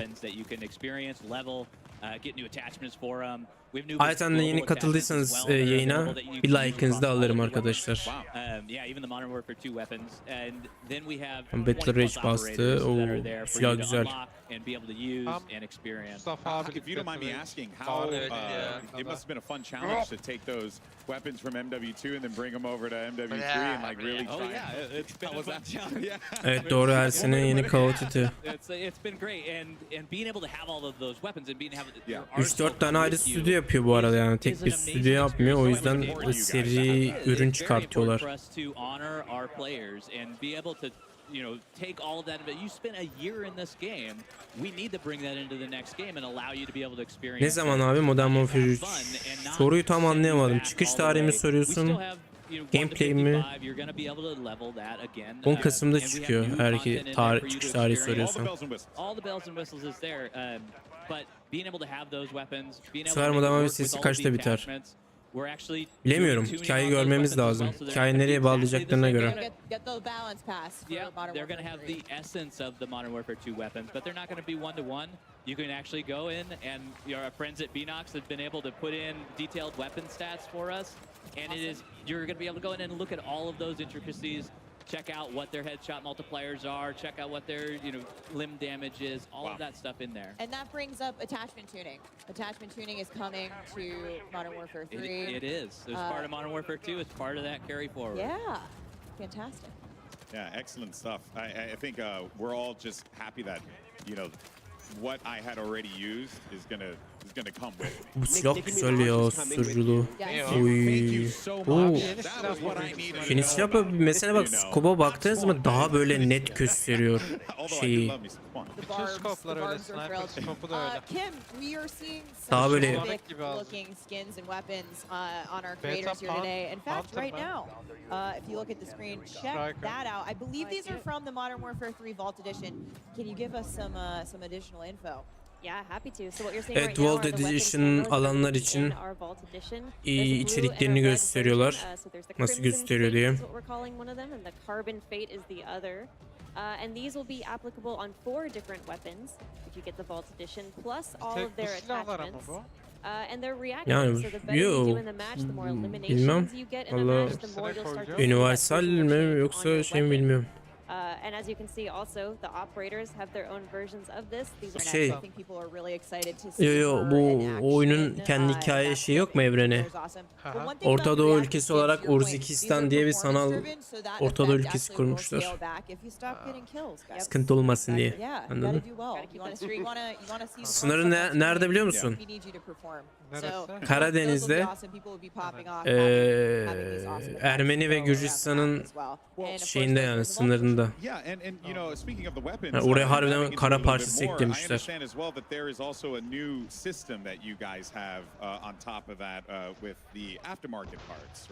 Which that, if we could dive a little bit more into that, because that sounded really fascinating to kind of like make guns play in a different way just off of one part alone. Ha evet arkadaşlar, şu şeyi söylemeyi unuttum, bak şu anki gördüğümüz bazı silahlarda özel challenge'lar oluyor. Şimdi biraz sesini kısayım. Evet bak, gördüğünüz üzere sağda bir şey yapıyorsunuz. Normal pistol'ı SMG gibi yapıyorsunuz. Mesela bak burada da Akimbo Uzi var. Bu zaten bir önceki en son attığım videoda da detayları da söylemiştim.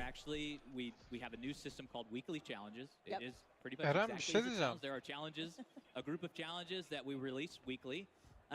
I was worried it was like bi-weekly. Panda Warzone oynuyor. Oo. Thankfully, it is every week. And then the reward for getting all of those challenges for that week is an aftermarket part. So the first 3 weeks that the game is out, we have an aftermarket part reward for those, completing those challenges. You can then take that aftermarket part into the game and use that. Baktın kalmamış. Again, it just the through line with Modern Warfare 3. This is player choice, is player freedom. It's on this new way to customize the experience and let the player kind of choose the way to have that their own play style reflected in those guns using the amps.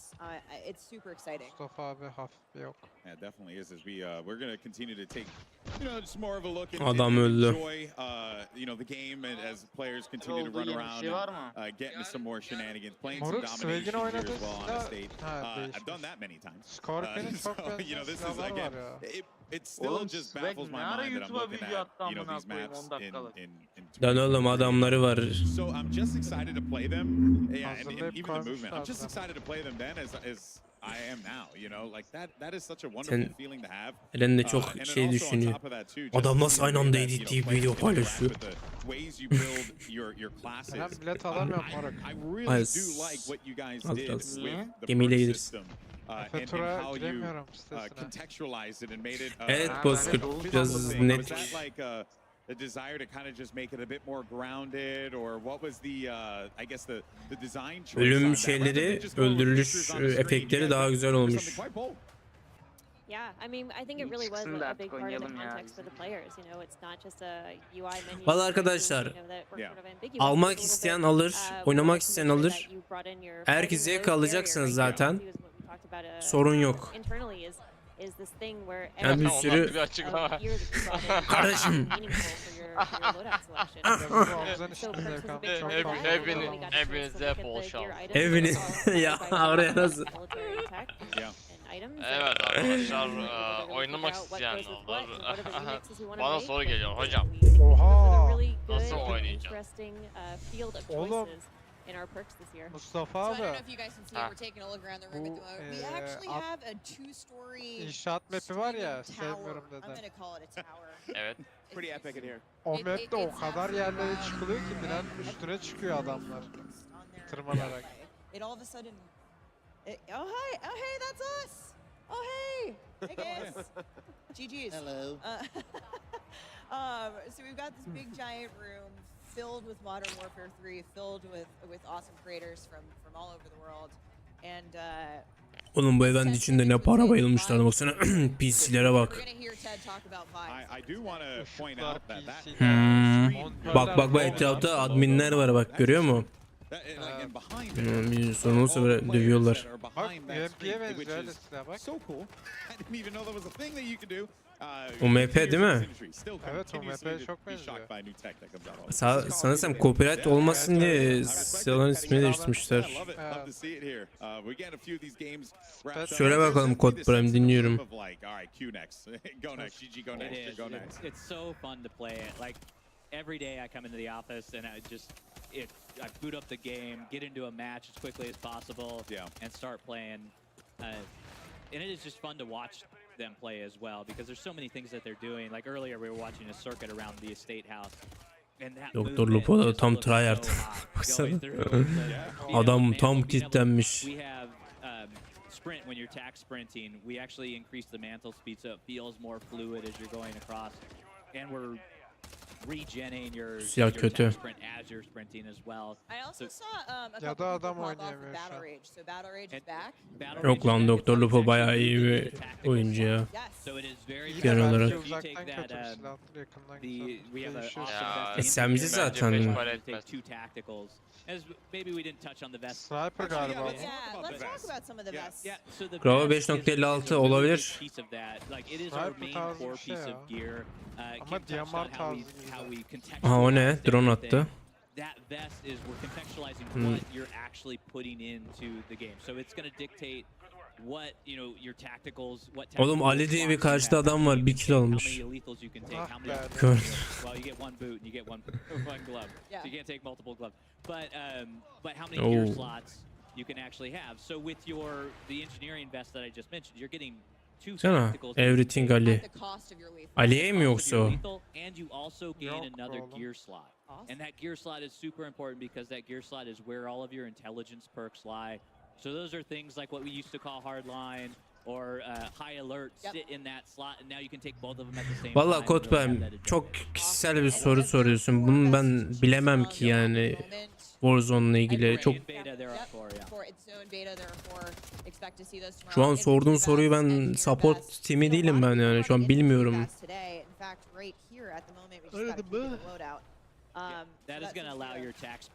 Yani bunu nasıl çözmemi bekliyorsun ki ben anlamadım.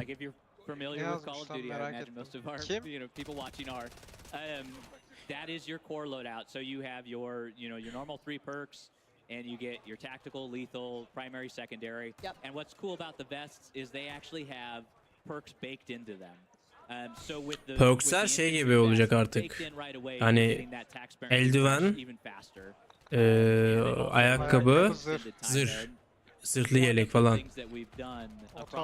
Ama acaba istediğimiz perk'ü takabiliyor muyuz? Onu bilmiyorum. Vallahi hocam hesabını sen bilmen gerekiyor. Bana sorma. Activision hesabını normal bütün platform hesaplarına bağlayabiliyorsun. Steam olsun. Steam oluyor mu bilmiyorum ama Battle.net'ten Xbox olsun, PlayStation bütün hesaplarını bağlayabiliyorsun yani. Ben senin hangi hesapta girdiğini veya onay kodunu falan ben nereden bileceğim? Sen kendin bilmen lazım. O yüzden soruyorum. Yardımcı olmak istemem bilmiyorum yani.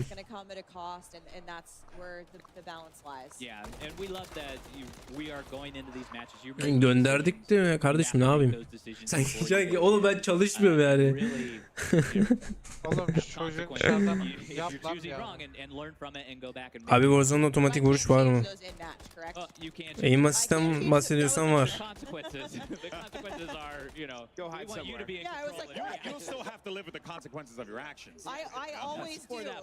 Aynen.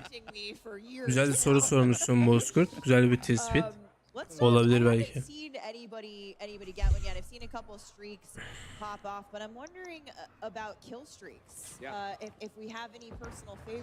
Valla kestik aynen kestikleri bir göstersinler bakalım ne tür bir şeyler var. Ya hocam Code Prime biraz daha devam edersen engelleyeceğim. Çok boş soruyorsun yani ben sana yardım edemem yani bu konuyla ilgili. Kusura bakma. Yani hoşgörülü olmaya çalışıyorum ama yardım edemem.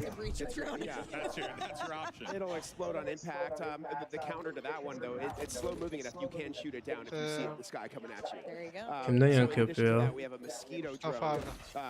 Yok lan. Öyle değil. Alo. Dodo'dan yapıyormuş herhalde. Dodo mu? Dodo? Alo. Dodo gel tuvalete.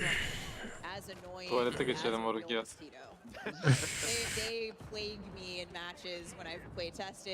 Ne yapıyor bunlar tuvalette ben bir bakayım.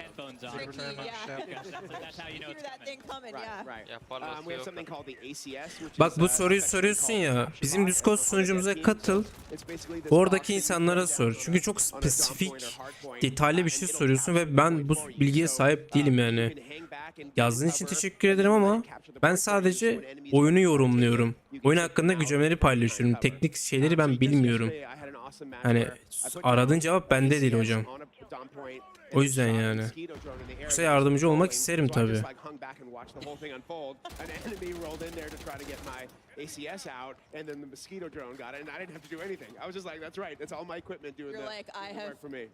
Ne soruyor ki ya? Arkadaşım soruyor. Ya hesapla ilgili işte satacak işte ama spesifik bir Gmail'den onay falan filan. Şimdi hem yayın yapıyoruz hem yeni içerikleri paylaşıyorum. Oradan da farklı bir spesifik bir şeye ilgilenemem yani.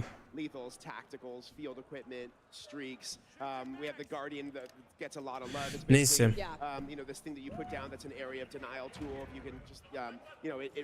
Şeyi sevdim bak alanlar biraz daha açık haritada hacı. Böyle bak daha böyle taktiksel odaları görüyor mu? Yani hakikaten cover yapabileceğin. Bilmiyorum Modern Warfare 2 haritaları biraz daha küçük müydü? Baksana burada haritalar acayip büyük yani. Çok güzel gösteriyor. And we have something called the comm scrambler that you throw down and it's Hadi basically sporlar it sana creates, Bozkurt'cum. like the ghost perk in a Basmayı certain unutma. area. So, you know, it wipes out enemy communication. So, enemy UAVs won't work. You know, like everybody won't show up on the map in this certain area. But the counter to that is Görelim Price çok bilgi paylaşma bence çünkü kendim de görmek istiyorum yani.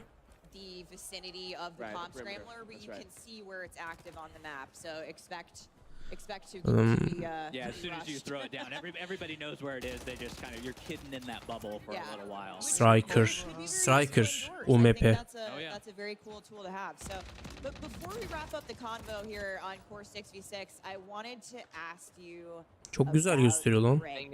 Aha. Okay, yeah. Greg, what can you tell us, and can you give us any little details on when we can expect to see ranked multiplayer? Vallahi şu an oyunu ellemeden bilemiyorum yani. Oyunu da ben de oynamam lazım. Benim gözümden güzel gösteriyor çünkü Modern Warfare'ı ben bayağı oynadım. Oynuyorum da hala. Geliştirilmiş gösteriyor yani. Oyunun betasını bir de oynayıp tam öyle bir yorum atabilirim.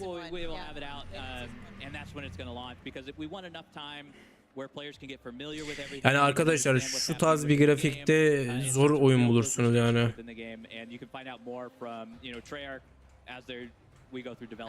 Yani bir Battlefield vardır. Başka şey yok yani. A ranked play coming to multiplayer in Modern Warfare 3. But that wraps up our Core 6v6 gameplay for the day. We're going to see the folks behind us switch over. We've got an exciting new mode to talk about that we're going to get to here in a second. It's called Cutthroat. It is awesome. There's so much to get into there. But first we have a quick special announcement for all of our PlayStation players out there like me. Bakalım Code Prime. O eski efektleri de biz de görmek isteriz. Bakalım bize neler sunacaklar. Şu an her şeye ilk tepki veriyoruz yani.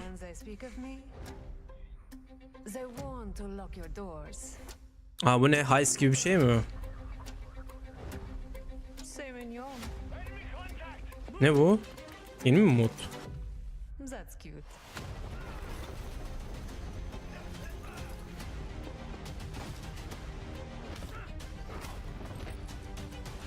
Lootpick.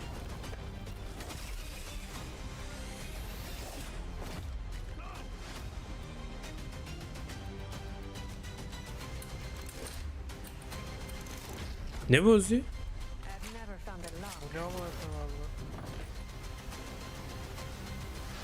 Bundle mu? Mod mu? Lootpick Operator Pack. Ne? Eksklusif mi lan bu? PlayStation'a exclusive. Phil Spencer Robin. Biraz fazla.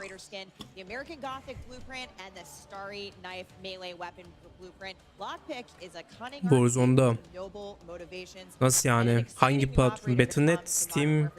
PlayStation players can get the Lockpick operator by pre-ordering the Modern Warfare 3. Arkadaşlar nasıl hesap açıldığını bilmiyorsanız sene olmuş 2023. I don't know.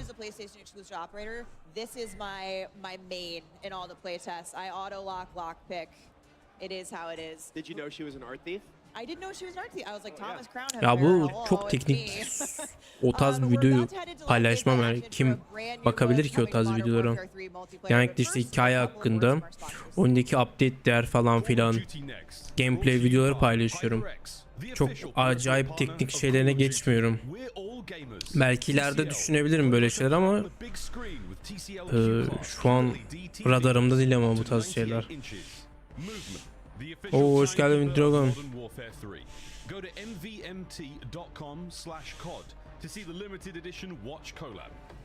Vallahi ben bilmiyorum. İzleyerek alabiliyorsun diyor.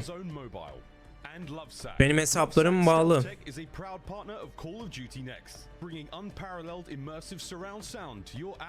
O yüzden bilmiyorum. Geliyor mu şu an, aktif oluyor mu? Şu an YouTube'dan izliyorum ben. Welcome back to Call of Duty Next here at the Creators Arena. Everyone's getting ready to hop into the brand new mode, Cutthroat.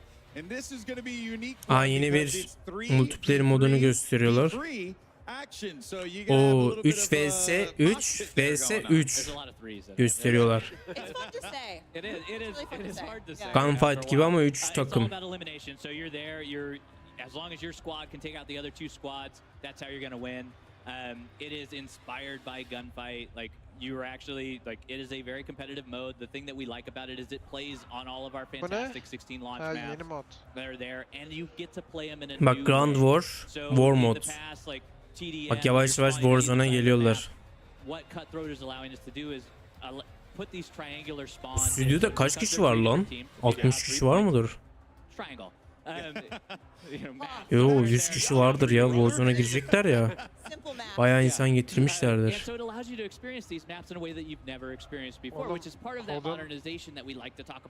Etkinlikte zaten parayı basmışlardır. Ne? Ya chatten biri bir şey yazmış da That's a fun little way to, you know, come back after. What led you guys to want to make this mode? What was the inspiration behind it? It was gunfight in a lot of ways. Gunfight, of course, is 2v2. 2v2 is gunfight. Yeah, and it's played on separate maps. It's played on different maps. Adamlar Türkiye için özel reklam neden yapmıyorlar? Çok saçma. Bence cevabını biliyorsun yani. Çok büyük bir oyuncu kitlesi yok Call of Duty için. Hani mesela Valorant, CSGO gibi bir Türk kitlesi yok Call of Duty için. CS2 kardeşim. Kardeşim siz için. Providing the squads with weapons, you can actually bring your blueprints and your loadout with you. That's right. And it is Mobile için. Zaten göreceğiz zaten. Buradaki bir sürü içerik üreticileri var.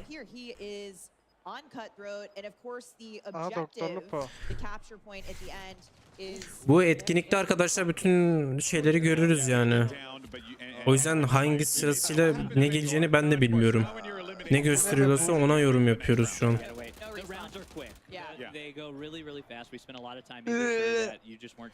Reklam yaparsan oyuncu çekersin. Mobile hakkında mı? Ben zaten YouTube kanalımda paylaşıyorum bütün şeyleri. Ama ya pardon şeyi kastediyorsun. Bu Modern Warfare 2 şeyi. Ben kendim bireysel olarak bu kanalda para kazanmıyorum ama hobi olarak yapıyorum ve Türkiye komünitesi tarzı şey yapmaya çalışıyorum. Discord sunucumuz var.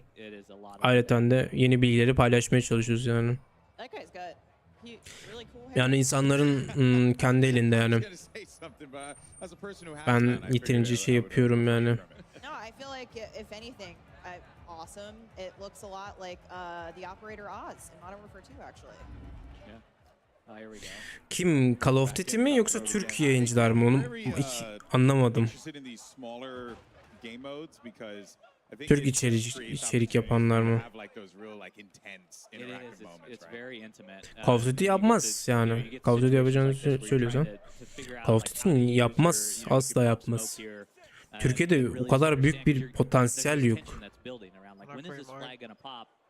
Hani mesela bir Valorant, CSGO 2 gibi değil yani. O yüzden yani. Kruş hoş geldin. Adamım benim ya.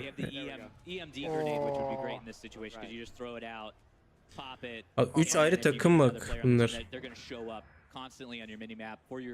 Bu arada dikkat ettiysen. Aa bak o drone'da EMP gibi bir şey.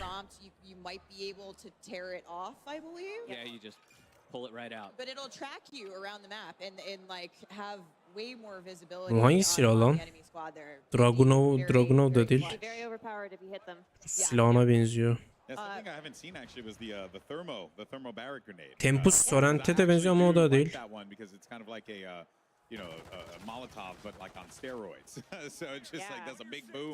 Abi sorduğun soruda mantık hatası var. Koskocaman firma niye reklam yapsın Türkiye'ye? Oyunu kaç kişi alıyor? Yani niye yatırım yapsın ki? Parasını niye harcasın ki? Yani şirket gözünden bakmam lazım. Doktor Lupo coştu bu arada.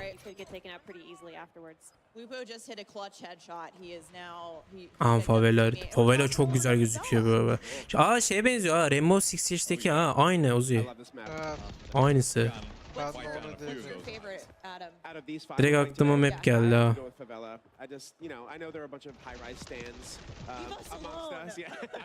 Warzone'da Türkçe olmayacak maalesef. Çıkarmıyor hocam. Özellikle konuştum ben Activision'da. Sordum yok. Hani bir iki bir şey ayarla Türkçe çıkarsın. Valla dedim. Aradım ben Phil Spencer'ı. Dedim ki abi bak ben Xbox kullanıyorum. Starfield'ı da düzenli olarak oynuyorum. Dedi ki Ali'cim şimdi bunlar işte para işleri falan filan. Sen diyor şey yap diyor. Senin kanalına video like atsınlar. Belki öyle getiririz falan. Nasıl bağladım ama. Böyle bağlama yok ama. Kafama geldi. Yeah, you know, and I'm trash. Any new windows? Well, no. I'm sorry. Vay inan. I thought it just was more open than it was previously. Oh yeah, it's possible we Bu arada birkaç yeni isim görüyorum chatte. Arkadaşlar Call of Duty hakkında bir sürü bildiğin bayağı kategori tarzında içeriklerimiz var. Konu hakkında veya işte hangi konu arıyorsanız tüm içeriklerimiz var. Multiplayer olsun, Warzone, OP, meta silahlar, güncelleme detayları, zombi olsun. Ayrıca da işte bu Modern Warfare 3'te bir sürü içerikleri yayınlayacağız.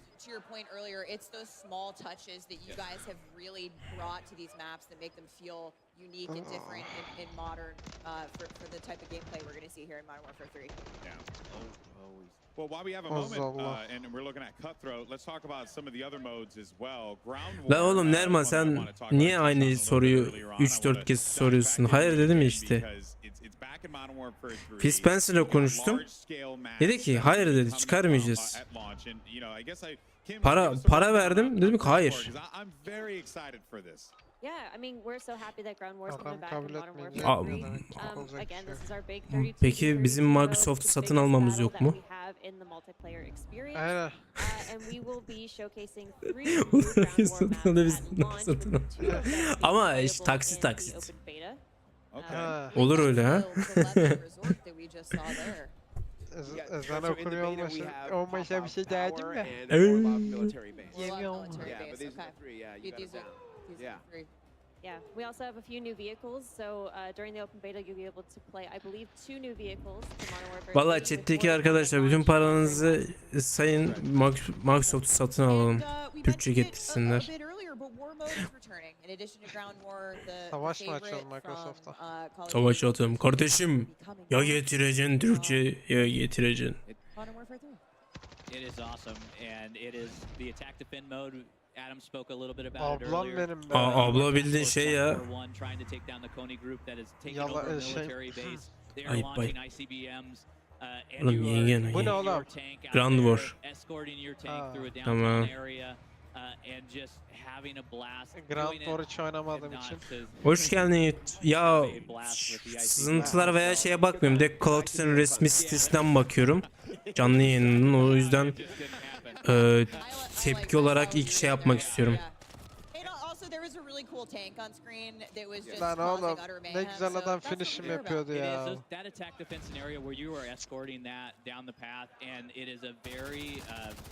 Linear combat. You have very clear lines Bu kral Black Ops 2'ci herhalde. battle lines. That's the gameplay that Kardeşim niye campliyorsun? Ben bu modu sevdim ha. Ne yapacaksın biliyor musun? Tutacaksın. Bunlar birbirini yiyecek. Bir kaldın mı tak.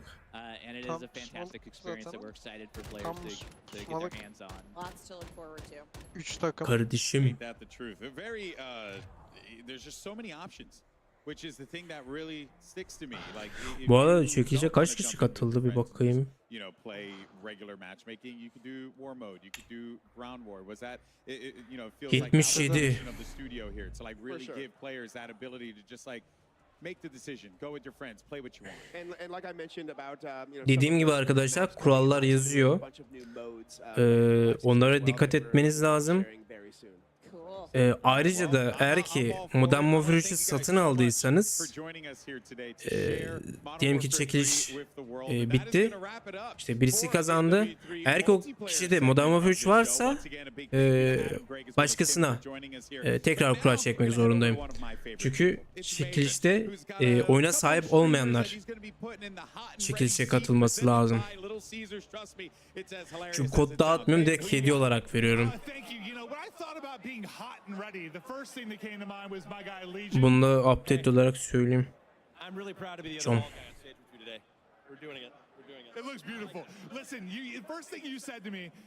Çekilişte sonra o kadar param yok ve ben zengin değilim. Fakirim oğlum ben. I'm 30, I'm feeling 18. I just smoked Biffle. Where's he at? I don't know where he's at. Guy's incredible, but I smoked him with a shotgun. I'm feeling alert right now, Maven. I can tell the second you sat down, like, my guy is locked. What have you loved the most so far about just getting in MW3? Brother, all the Bait'e çıkıyormuş Crush. RPG ile vururum. I'm just out here doing anything to just make everybody angry. It's just angry as possible. I'm assuming. Well, was it a bit of a surprise at first? Like when you got in, like how much fun you were having? Like does it kind of defy expectations? Listen, I was 16 when Modern Warfare 2 came out. So all these maps that we were playing in Modern Warfare 3 right now, throwing back, bro, it's just like you picked it right back up again, and I'm bodying. I don't know, it's so fun. You're a talented and very handsome guy. Now let's talk about the chair. This is the hot and ready seat presented by Little Caesars. We were a little bit worried about what this was going to be able to handle, especially if I tried to sit on your lap. But this is the hot seat, dude. You like yourself some pizza? Listen, I was a little worried. Valla çıkarsa biraz sıkıntı yani. I'm feeling really good right now, and I feel like you and I together in this hot seat together, it's just too much hotness. This is too much interaction. If our bald heads connect one more time. Ama aktif değil ya. O VIP leveli almak için bayağı boş yazıyordu. Sonra kayboldu galiba. Kaç aydır yok yazmıyor.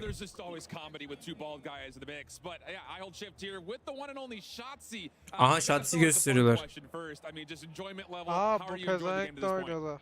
This game's amazing, man. I have nothing but good things to say about this game. I love the movement. Everything about it's got like. Bakalım hype.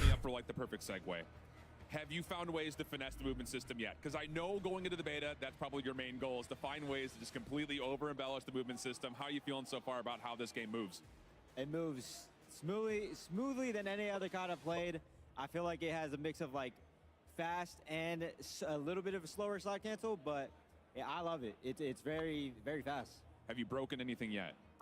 I'm not broken anything, but I will say that there's like these sneakers that allow you to like slide any ADS, and I feel like that's meta right now.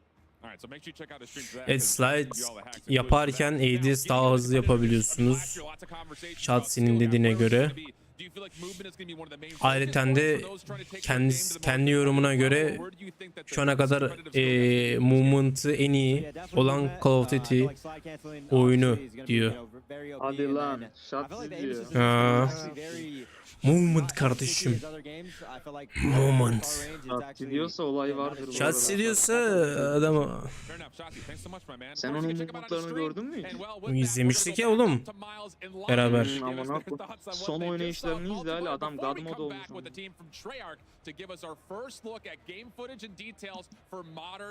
Ne zaman olacak? 11 Kasım'da çıkacak oyun. 10 Kasım'da mı 11 Kasım? 10 Kasım. 10 Kasım. Discord sunucumuzda yazıyor zaten. Çıkış şeyleri YouTube kanalımızda bahsediyoruz. Topluluk kısmında oradan bakabilirsiniz arkadaşlar. Tüm detaylar mevcut. Herman Miller'de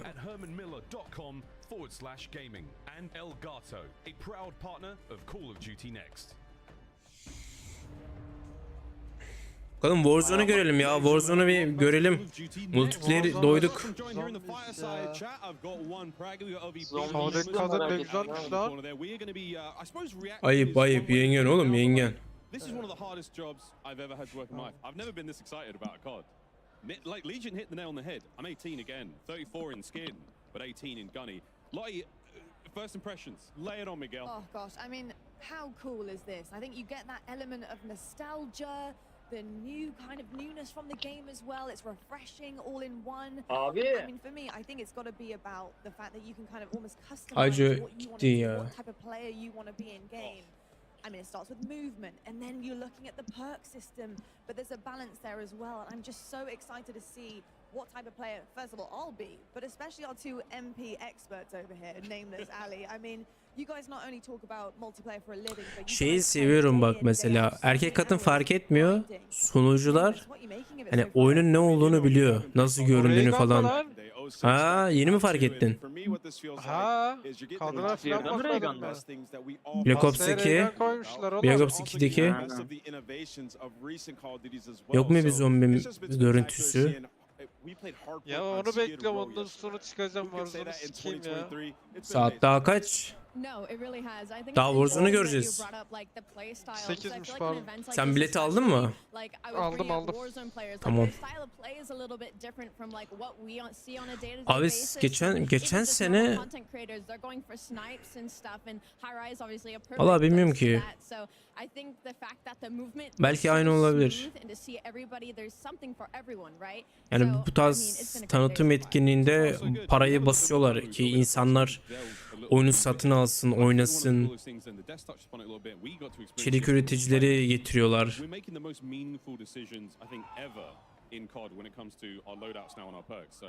What vest I'm wearing? I ran the demolition vest. It means I think I lose one of my tacticals, but I gain like 2 lethals, which turns me into a killing machine, quite frankly. The breacher drone, a lot of fun.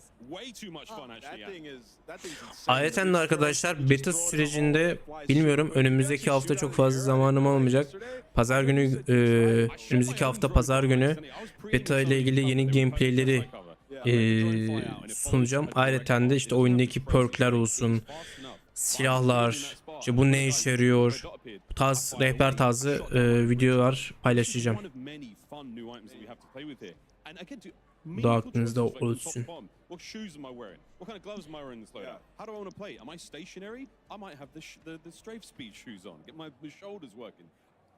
Bu perk sistemi de anladığım kadarıyla böyle. Mesela istediğin işte ayakkabı, vest falan filan bunları alırken oyun stiline göre oynaman lazım. Eğer ki sen böyle sürekli olduğun yerde ateş edeceksen işte zırh tarzı sana ekstra bir şeyler veriyor. Anladığım kadarıyla. Ya da işte bazıları movement speed falan. I mean, running basically a secondary SMG with an AR. I mean, that's just stunning. We heard them talk about it too with like the aftermarket weapon attachments as well with the weekly challenges. So kardeşim suda oynayacaksın. Su. But we saw the Renetti. It's already insane. I saw Anlayan anladım. on the timeline a 10 piece with the Renetti. So when you turn that into an SMG, I mean, it's going to be crazy. The world's your oyster. It's going to be absolutely incredible. Ali, I've got to ask you, what are you most excited about? Ablanın ismi Ali mi? Ali, vay. Vay. Benim ismim bu arada. New controllers get used to breaking my thumbsticks all over again. Honestly, that's that's something that is really close to the CDL heart. The competitive style is getting into the slide canceling and the ADSing like Shotzi was touching on. Well, also, I just want to talk about the fact of like I was 9 years old when a lot of these maps were a thing, you know, and like Abla 9 yaşına başlamış Call of Duty'ye. But yeah, like I was watching my dad play, but like I don't.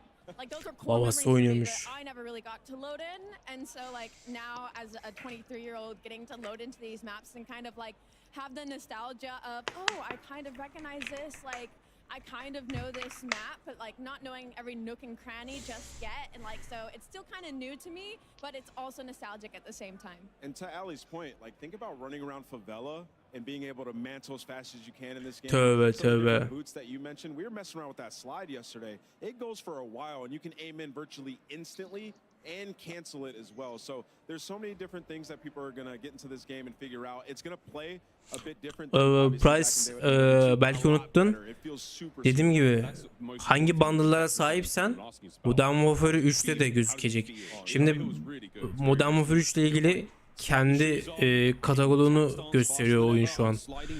Yani oradaki operatörler ne derse falan. İlk önce onları gösteriyor. Zaten Modern Warfare 2'deki bütün şeyleri herkes biliyor. Yani Vault Edition'a baktıysan Captain Price var zaten. a lot of the hollows. None of these things really add anything to ADS speed anymore. So the game itself in general has sped up tremendously. We were messing around with attack stance yesterday as well. I mean, sort of the canted approach to take to your weapon. I'm running a big ×8 scope, right? And I can't. Aman Allah korusun. Kaldıramam öyle bir acıyı. Maximum spatial awareness. I've got my situational awareness. My screen's up. I'm able to use a weapon with a big scope in close range, whether it's an LMG, whether it's a sniper. Soap! Oh no, soap! But it's still really nice to have choices as a player. We've got so many options here. So much fun. Yeah, I think that's the key word, right? The buzzword, I think, coming off the back of what we saw on the desk. It's the choices that you can make. Vallahi bilmiyorum. Hikayede mesela alternatif sonlar olabilirmiş. Öyle duydum. Hani bu Black Ops 2'deki alternatif sonlar var ya, onun gibi bir şey olabilir.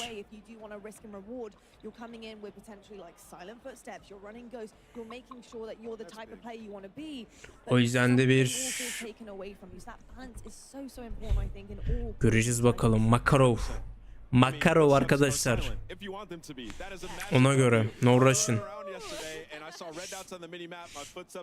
Makarov adamdır.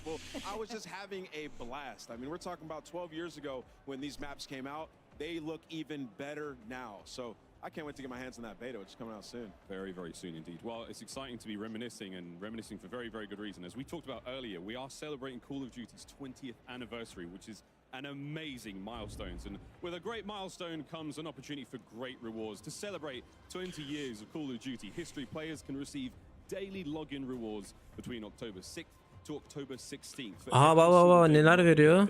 Up to 7 in total. We receive these rewards which you're seeing on screen, including an Ne yapmamız lazım? Daily login. Bedava. Daily loginler mi var artık? Evet. Bu. Call of Duty 2'deki Captain Price veriyor. Loading screen, silahlar. Güzel arkadaşlar. Evet, Modern Warfare 2'deki. Doğru.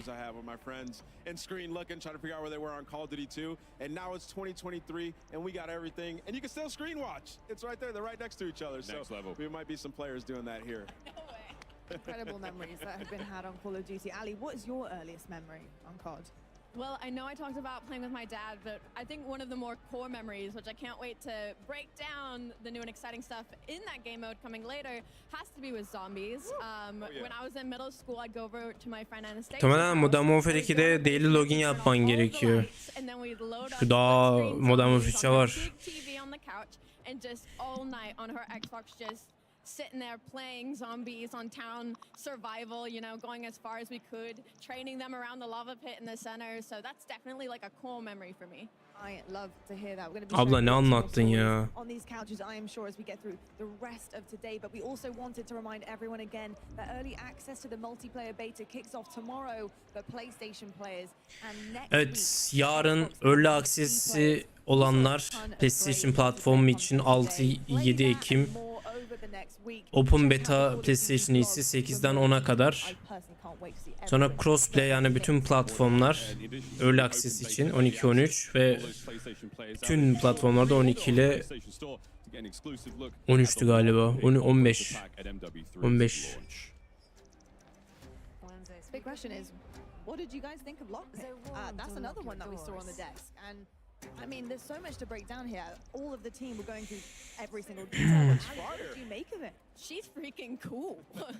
Like, I know Stephanie talked about how she insta-locks her every single time that she's loading up into a game, and I might have to follow suit. Like, we might have to battle it out. Şu sesi kim yapıyor ya?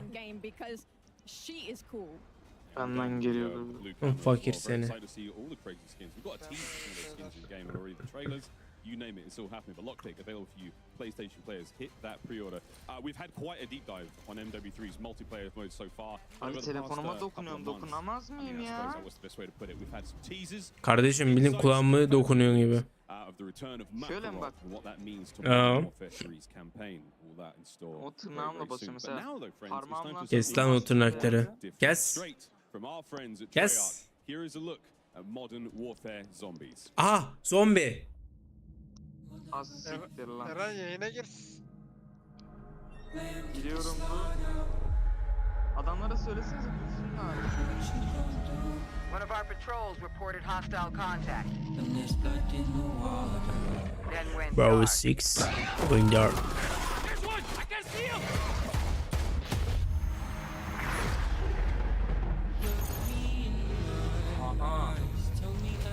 Infill into a low threat Oğlum zone. PMC gibi mod olacak. Nothing gets in. And nothing, I say again, nothing Bu ne lan? gets Oluyor out. ama harbiden. Belki bir mod koymuşlardır lan o. Belki. Hani böyle map koymasına da gerek yok. Bir tane map koysun yeter yani.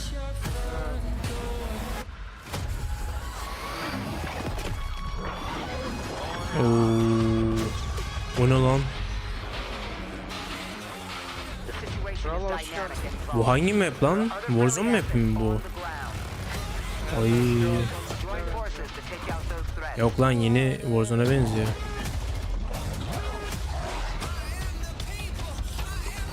Ha. Ha. Strike team, you have executed. Bu ne oğlum? Proceed to the high threat Karantina alana ayırıyorlar. Aha. Aa, speed cola. Bro. Herhalde oğlum.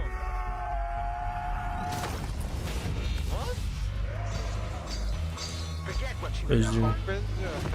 Evet. Ha, o ne? Oy, Resident Evil oldu. Evet oğlum. Bu ne abi? Welcome to Operation Deadbolt.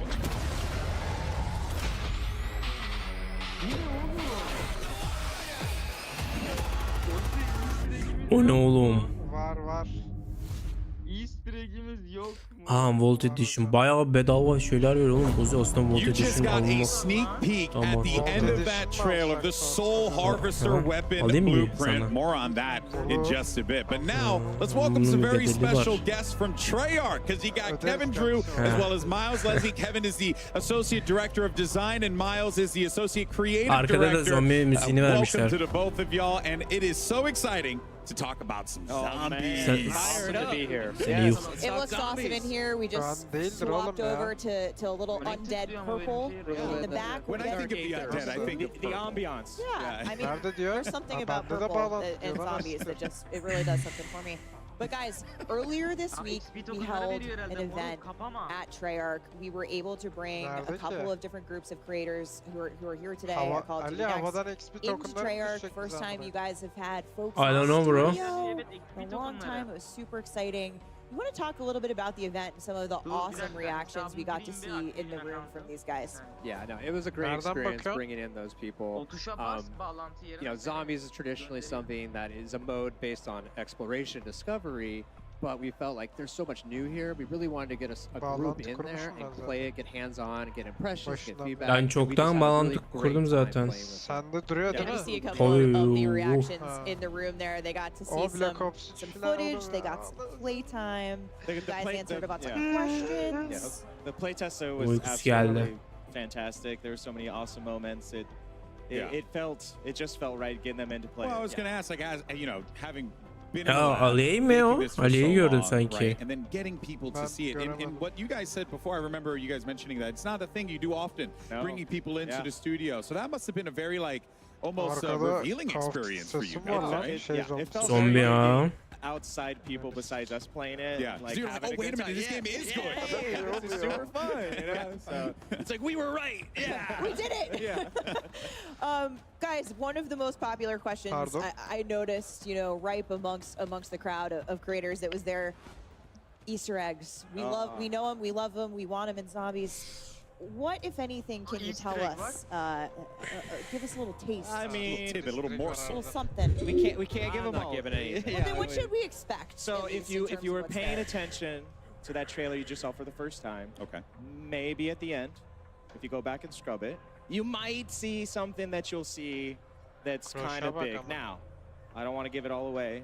There's a lot to discover in this open world zombies. Oh yeah, and I think that is going to lead perfectly to my question, which is Anladın? with so much that needs to be unpacked here. I guess, you know, what I'm curious about is like, what are the key things that you want the community to know about this iteration of Zombies? The differences potentially from, you know, the previous game till this one, because you guys are having some fun with it out there. Absolutely. I mean, it's a mode based on experimentation, and we're really doing that here. This Hala is zombi ile taking ilgili our gameplay, şeyler our gösterecekler classic galiba. zombies gameplay and mechanics, and putting them on the big map and all of the experiences that offers with vehicles, and the vast space, and the higher player count. And then on top of that, putting it in the modern warfare era where you have their equipment, the operators, and it just feels so bad. Okay, bro.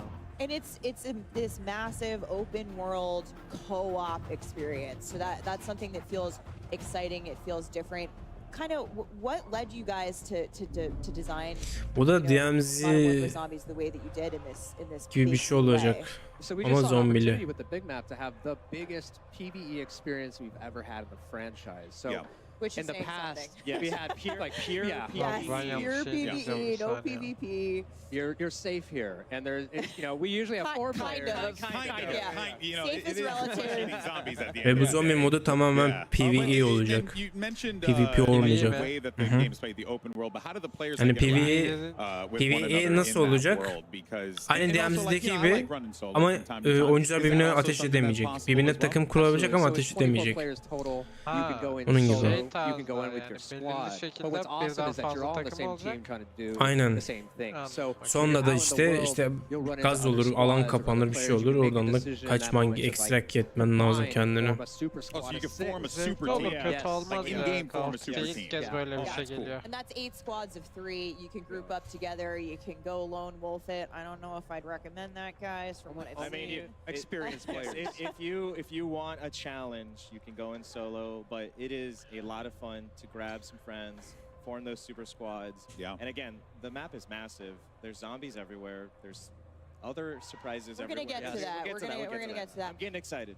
And so a couple weeks ago, we saw the very first look at Modern Warfare Zombies in the cinematic that we released, which really sets the stage for the narrative of Modern Warfare Zombies in that we see Soap, we see Laswell, and more importantly, we saw someone who I didn't think we were going to see again. That's right. Miles, can you take us through Bu karo mu? what's going on? Ha, zombi hikayesi, evet. 100%, yeah, 100%. So, you know, that Ali opportunity that Kevin Ghost'unkine talked biraz about is there's a benziyor few biliyor questions musun? people saw Kim? that cinematic. Ghost'un If you zombi hadn't, go olayına watch it. It's benziyor. awesome is, hold on a second. Ha, Where evet, are we onu in anladım. time and place? Oyunu. We are between Modern Warfare İlk 4 19 Zekayev. and MW22, the Biraz year Zekayev'in oldu. 2021. And that's really important to the story because in true Treyarch Yapacağı Zombies işe ben fashion, we are onu- always jumping eras, jumping Aynı moments, ölümcüllerindeki gibi really böyle. touching different timelines in interesting ways. I can't go into all of Yo, it, daha but belli there's a olmadı. reason for that. Now, Ya ben the bir next videomda question which I alluded to paylaşmıştım. is, why is Zekayev alive? Çıkış I saw him tarihini. die, but did you really? I saw him get shot. I saw him fall Ama down in resmi the mi? silo. You saw him Bilmiyorum. fall, there was blood, but in true sort of story fashion, if there's no body, he's not dead. Now, Task sana Force hemen bulayım. 141 went back to that silo. There was water at the bottom. It had been drained. Lots of blood. And Zekayev was gone. Now, officially declared deceased, but then whispers emerged that he's still alive.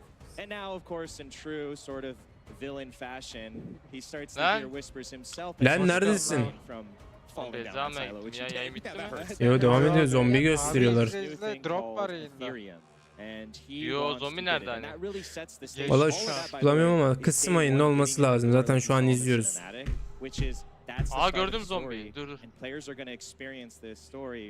Tamam, sadece şey yapıyor. So it's a flashback. It's Valla canon, droplar it's about en fazla world 72 saat içinde Cold eklenir. War with Modern Warfare. We'll talk a little bit more about that later. But the story really progresses in a new and interesting way. Bununla ilgili Let's take kesin a bilgi look at sahip how değilim this comes to arkadaşlar. life in the intro mission. Yes. Aha, bu ne? Ha, ama bak oyuna nasıl girdiğini söylüyor bak. Zombi. Oo, bu ne kızım? Yuh. Zombiye Oo. böyle Saup. Lan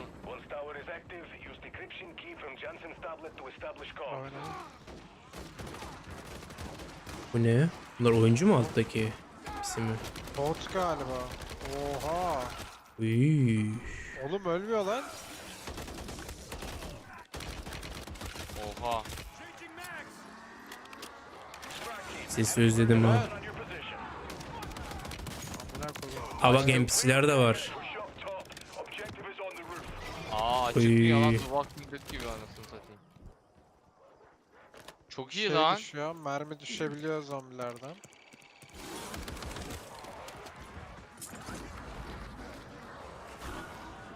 Peki kutu olayı falan ne bu? Galiba belli bir yerlere gitmemiz lazım işte. Yani Hani buy station gibi olur yani, anladın mı mesela? Ya da diğer türlü map mi var acaba? Belirli roundlar oynayabiliriz.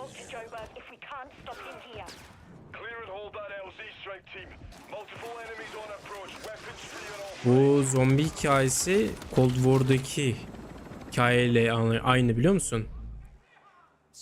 Cold War zombi. Cold War zombi. Aha. Yani Oğlum o zaman belirli mapler vardır lan hikayesiyle aynısı. ya bir tane Cold War'da en zombi var. Bu zeka ve işte şey yapıyor. Bunu tekrar diriltiyor. Bir şey oluyor işte.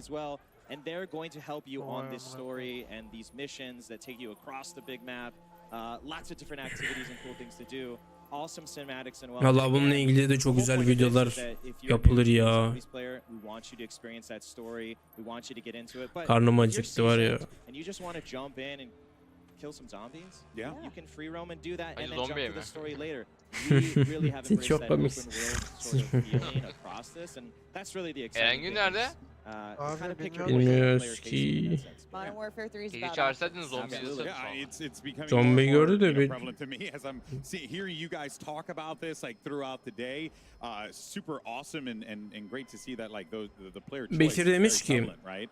şu an Warzone 2 bitiyor mu ve yeni bir Warzone mu indireceğiz, yoksa güncelleme falan mı gelecek ve savaş bileti ne olacak? Alsam mı almasam mı? Şimdi Warzone ile ilgili söyleyeyim. Warzone 2 şu anki Warzone yeni çıkacak oyuna entegre olacak, tamam mı? Hala bedava yani. Warzone hala bedava olacak. Update gelir, indirmen gerekiyordur muhtemelen. Savaş bileti dediğin galiba sizin PES. Hani oyunu oynuyorsan, Modern Warfare 2 veya Modern Warfare 3'ün sizin PES'ini oynuyorsan, oyunu aktif olarak oynuyorsan şey yapabilirsin. Alabilirsin. Warzone map'i. Aha Warzone map'i. Aa bak bu leaklenen map olabilir. Çok benziyor ona. Küçük map lan. Büyük değil. Küçük değil mi? Nasıl küçük oğlum? Çok büyük gelmedi bunlar öncekilerden. Bu küçük mü? Bunlar önceki 2'den daha küçük gibi geldi bana. Çok. No bro.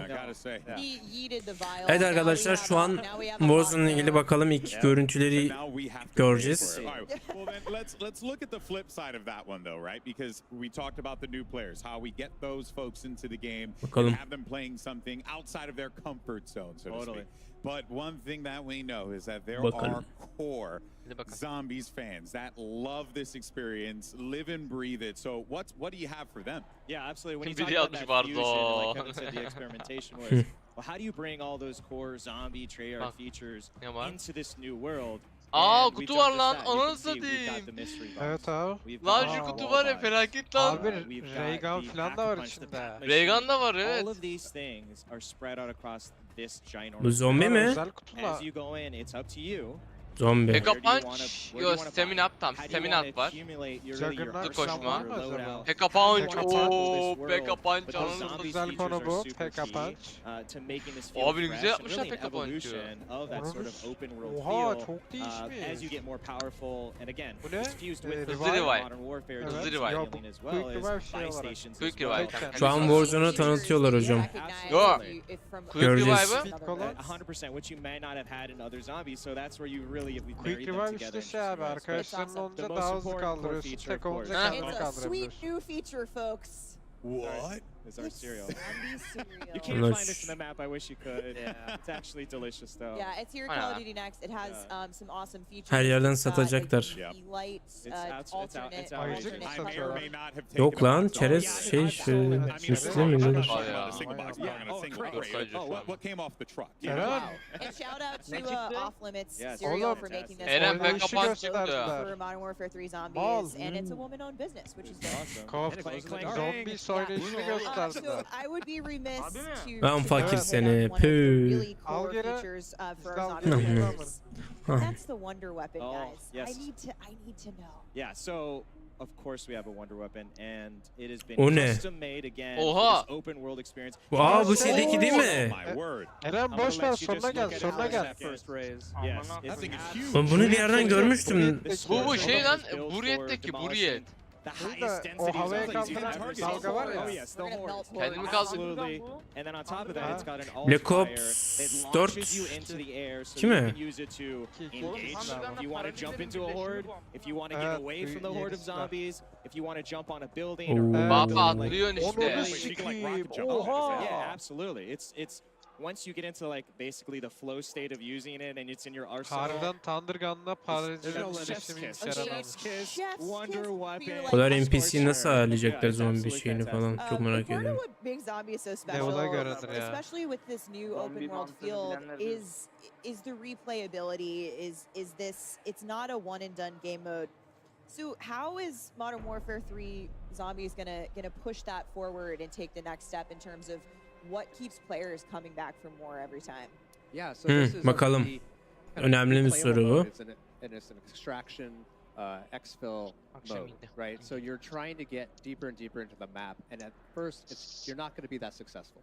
You're going to have to play a lot, over and over, gain mastery, try to take things out, make sure you successfully exfil so you can come back in the next time. Aynı DMZ'in mantığı gibi olacak. Exfil yapacaksın. Galiba muhtemelen de görevler olacak. Yani DMZ ile neredeyse aynı. Can you talk to me about how the storm will play into the map, what that vial did, and what the gameplay repercussions are going to be? Bakalım. Yeah, so this thing is in the map, and it's the source is spreading the dark aether. So it will always be there in the map. It's going to dictate the. Şöyle zombiye dönüşüyorsun falan. O bu dalgada zombiler kızgın oluyor. Oy baksana. Ben de aynı şey dedim. Yok kaçarak böyle falan. Bunlar bir de bağırıyor öyle düşün. Onun sikine bak. O ne oğlum? Ali bana fullini al bunun. Aa solda bir QR kod var o ne? Okutuyor. But the ether storm waits for no one and it will come and it will make the Yaram zombies okusana harder. lan. And that's part of the challenge and fun is, are we going into the storm to cleanse it? Are we avoiding it? Ya resim bir şey paylaşıyordur ya. That's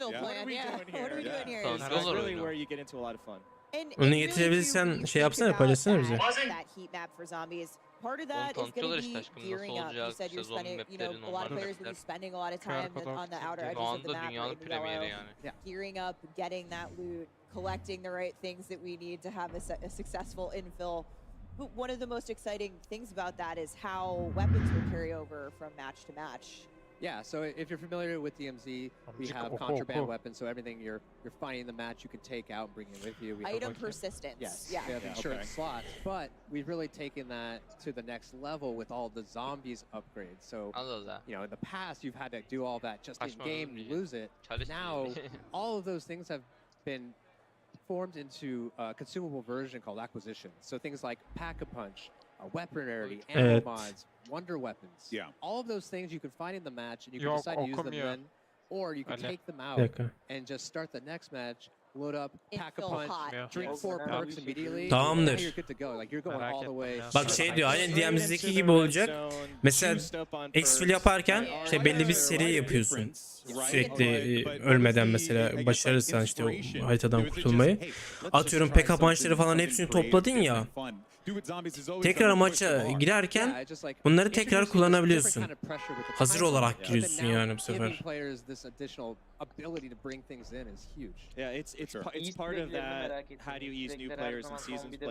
Valla dinozor gibi bir şey gördüm ha. Zombi de her zaman her zombiste olur ya. That's for those seasons players. They're gonna feel it and they're gonna want that challenge. Well, you know what? There's a big challenge there, so you better be loaded up on a bunch of stuff coming in to really succeed. All right, we're getting into the lightning round here. Finally, Miles, I asked you before. You said that zombies is all about discovery. Ben bir tuvalete gidiyorum ya. Yarım saattir tutuyorum. Out there lurking in the world. Hadi ne yapıyorsan But of all the secrets again, I'm gonna pressure you. Keep going back to the well here, Steph. What can you tell us? What should we be looking out for? You know, I can't get into all of the secrets. I want to, but the team would kill me. There's a lot in there. But we want people to find them. We do want them to find it, but we have, again, taken advantage of this map. There's a lot there on day one for Discover. We love watching the community find these things. That is part of the fun. So we don't want to spoil any of it, but there's a lot in there, and we're already planning some fun stuff to come later as well. Well, look, you're not getting it out of us. You know what? Steph might be trying to dig deep. I will never do that, ever in a million years. But what can you guys tell me about the monsters? What do you tell us about all the monsters that we have coming up here? Because there seems like there's some wild ones that are going to be available for players to fight against. We have a full gambit. It starts with just our zombies. We have more zombies than we've ever seen before in one space. They completely fill up this map. Anywhere you go, there's going to be danger. Moruk köpekler sanki birazcık fazla büyümüş be. Our mimic, who disguises himself as a cache in the Oğlum map. Eren bunların bunu ne yapacağız lan? The disciple, he buffs me this morning. Waking up. Lan bu boss'u hatırlıyorsundur Eren. Moon map'inde vardı galiba. Eren bunu hatırlıyor mu? All sorts of threats, but the mega abomination. Pezevenk. He's about 3 times bigger than Bu we Black last Ops saw. 3'teki boss'a benziyor. Yeah, he needed to be bigger. He's now thrown some crawlers under Ama his ayakları yok stomach. sanırım. The dingle dangles. He can't fit in buildings anymore. He's so big, so he needs those guys to But he'll go still get inside. you in the Oh, building. but this is when you talk about like that opportunity of open world is, okay, you think you're going to be safe, I'm going to run inside. No, absolutely not. The abomination will send in these little creatures and they will try to explode and flush you out. So really, it's, do you want to die by the lasers outside or do you want to die by these zombie explosions? Again, it's up to you. Your choice. It's your choice. Choose your own adventure. That's right. But perhaps more terrifying than monsters even for the first time. There are humans in zombies as well. The real enemies all along. So this enemy PMC group absolutely. is in the world. That's another, you know, again, PMC grubu. Private Military PMC ne? Company mi? Soldiers. PMC. Evet. Private Military Soldiers. Mermileri doldurduğum belirli bir yerde olacak galiba. Tabii. Şunlara bak lan. Şunlara bak. Oğlum var ya bu stüdyodaki bütün ekipmanlar var ya kaç para ediyor. Oğlum 2 tane ekran zaten ekranlar ROG monitör. The coolest thing Nasıl yani? ROG işte Son mu? yüksek kalitedeki monitörler. Kaç hertz? They're upset. Büyük ihtimal 280 Hz falandır onlar. Asus ROG mu? It's basically the zombies are third partying, which is awesome. So we're 100% team zombies, and you just kind of sneak by as they're causing all the carnage, so you can loot, get what you need, and get out. But it's really just I can't express the moment when you unleash your own zombie horde on the Bu ne oğlum? Sanki boss biraz taşaklı gibi. Awesome. I can't wait. Eren ne diyor? Yani Well, you guys saw it after the zombies trailer earlier, but in a couple of minutes, Lottie's going to give you all the details on the Soul Harvester. Zombi zannetmiyorum ya. That thing is absolutely absurd. Warzone'u göstermeli lazım şimdi. In zombies, day one. But I Warzone, have some other news. We got a little taste gözümü yıkayıp geliyorum. of that big map Yavrum. that you guys keep talking about. I am excited to announce that the big map you saw here teased in Modern Warfare Zombies was actually your very first look at the brand new map coming to Warzone. Ya kızım konuşacağına şunu Allah Allah ya Rabbi ya. Şu oyunu artık göster valla kafanı gözünde atacağım ya. Evet, yeni Warzone haritasını onaylıyorlar. is infectious. Şimdi Your gösterecekler. love for this is truly, Onaylıyor mu? Onaylıyorum. Kendimi onaylıyorum. Kendimi I wish I could onaylıyorum. stay and talk about it. Yeah. Kendimi onaylıyorum. Draw your self-portrait. Well, Kevin drew Kendimi some lovely onaylıyorum. zombies artwork I today think we that could talk about this. Ali will be diyor Ali. debuting It's later. going to be awesome. I'm sure everyone's so excited to jump into zombies. And thank you guys so much for sharing that love for this. And that, of course, wraps up our Modern Warfare Zombies portion of this show here. But next up, it's Warzone with live Warzone gameplay and new map details that are going to be coming your way. Haritası. But first, a quick word from our sponsors. Sponsor mu? Call of Duty Next. Sana lan fakir. By HyperX, the official peripheral Ne partner yapalım oğlum, of Call artık of Duty. kulaklığımız var. We're all gamers. TCL, Yani. play like a pro on the big screen with TCL Sponsorlardan Q biriydi. Class QLED TVs. Öyle mi? Up to 98 inches. Movement, the official timekeeper of Modern Warfare Yok 3. artık daha neler Go to ya. nvmt.com/cod to see the limited 218 edition Makaron watch telefonunu, Backbone. Level telefon up diyorum, your saatini play with satıyorlar. Backbone and Call of Duty Warzone Mobile. And Blackbone. Lovesack. Ha. Lovesack Stealth Tech is a proud Çıkarmış partner işte of ya. Call of Duty Next, bringing unparalleled immersive surround sound to Telefon your takıyorsun at-home sağ ol. gaming experience. Yeni bir ses şeyiyle, stüdyosuyla mı anlaşmışlar? Call of Duty Next. Zombies. Aa, Raygun lan. Oh my god. I mean, Lan guess what? We've Raygun. got the spiritual Alsana successor hacı to, bundan, evine to asarsın. Outbreak from Cold War. We've got everything we've Oğlum done about zombies and a big old satsalar look alırım ha. at what they called the big map. Did you notice at home when you saw that screen grab? Oh, that's a big map. That's the sort of map I could see 100-something players jumping into and fighting until the very last man or woman standing. Guys, zombies, let's get into it. The ray gun on desk right now obviously is very, very appropriate. It looks sick. It looks fun. I mean, I cannot wait, frankly. I think the big thing is that it's almost like a Tuvalete gateway gitti ya. for others who have never played zombies before. Manyak. It's Warzone type Aa, of bu style. kadın şey. Hoş geldin sürekli dizi. Coming in that make your life a lot harder. Şu an Warzone haritasını gösteriyorlar. Gösterecekler. Konuşmayı bitirirlerse. Could see a couple of the pro players in the CDL reacting to zombies. Lan şu şakma Allah aşkına gitti ya. Lan bunu bitireceğiz lan. Already tweeting about it, saying zombies look sick. It does look sick. Sim. You're absolutely right. But Ali, I mean, this is like we're gonna pull up as a squad. We're gonna have our own whip. All of our skins are involved. We can enjoy the cinematic story moments, and then we can get absolutely into the action and play around with the zombies. Absolutely, Miles. I know that you're going to be on the outskirts for a hot minute. Don't worry. Don't worry. Yeah, don't worry. Me and Ant will take all of the really difficult boards as we head towards the center. And it kind of gives me, because I played a lot of 23 Outbreak, so I yaşında. am kind of curious as to like, they talk about the 3 different levels. Like, Ayarlayayım how mı? serious are we Tanıyorum talking ben. about to jump between those levels? You know what I'm saying? Sana So bak, kendime I'm really ayarlayacağım tabii. Sen excited to kimsin jump in. oğlum? Çekil kenara fakir. The way that you can exfil back to bring them back later on, right? Because like we can have strategies like you can get all the perks. I'll get a Her şey crazy yapar weapon, mısın? Ali gets another crazy weapon, and then we come back in and instantly. Her şey yapar Bu ne mısın? oğlum, bu Beşiktaş forması da gitmiş oraya. Man, and those monsters were terrifying. We heard the Bu da devs tam so Beşiktaşlı passionate şey talking lan. about Ne how o insane taraftar the anasını zombies are satayım. going to Altın be in onda this sivil. game, and that's what I get most excited about. Benim I wanna see komşum that o. horde come towards me.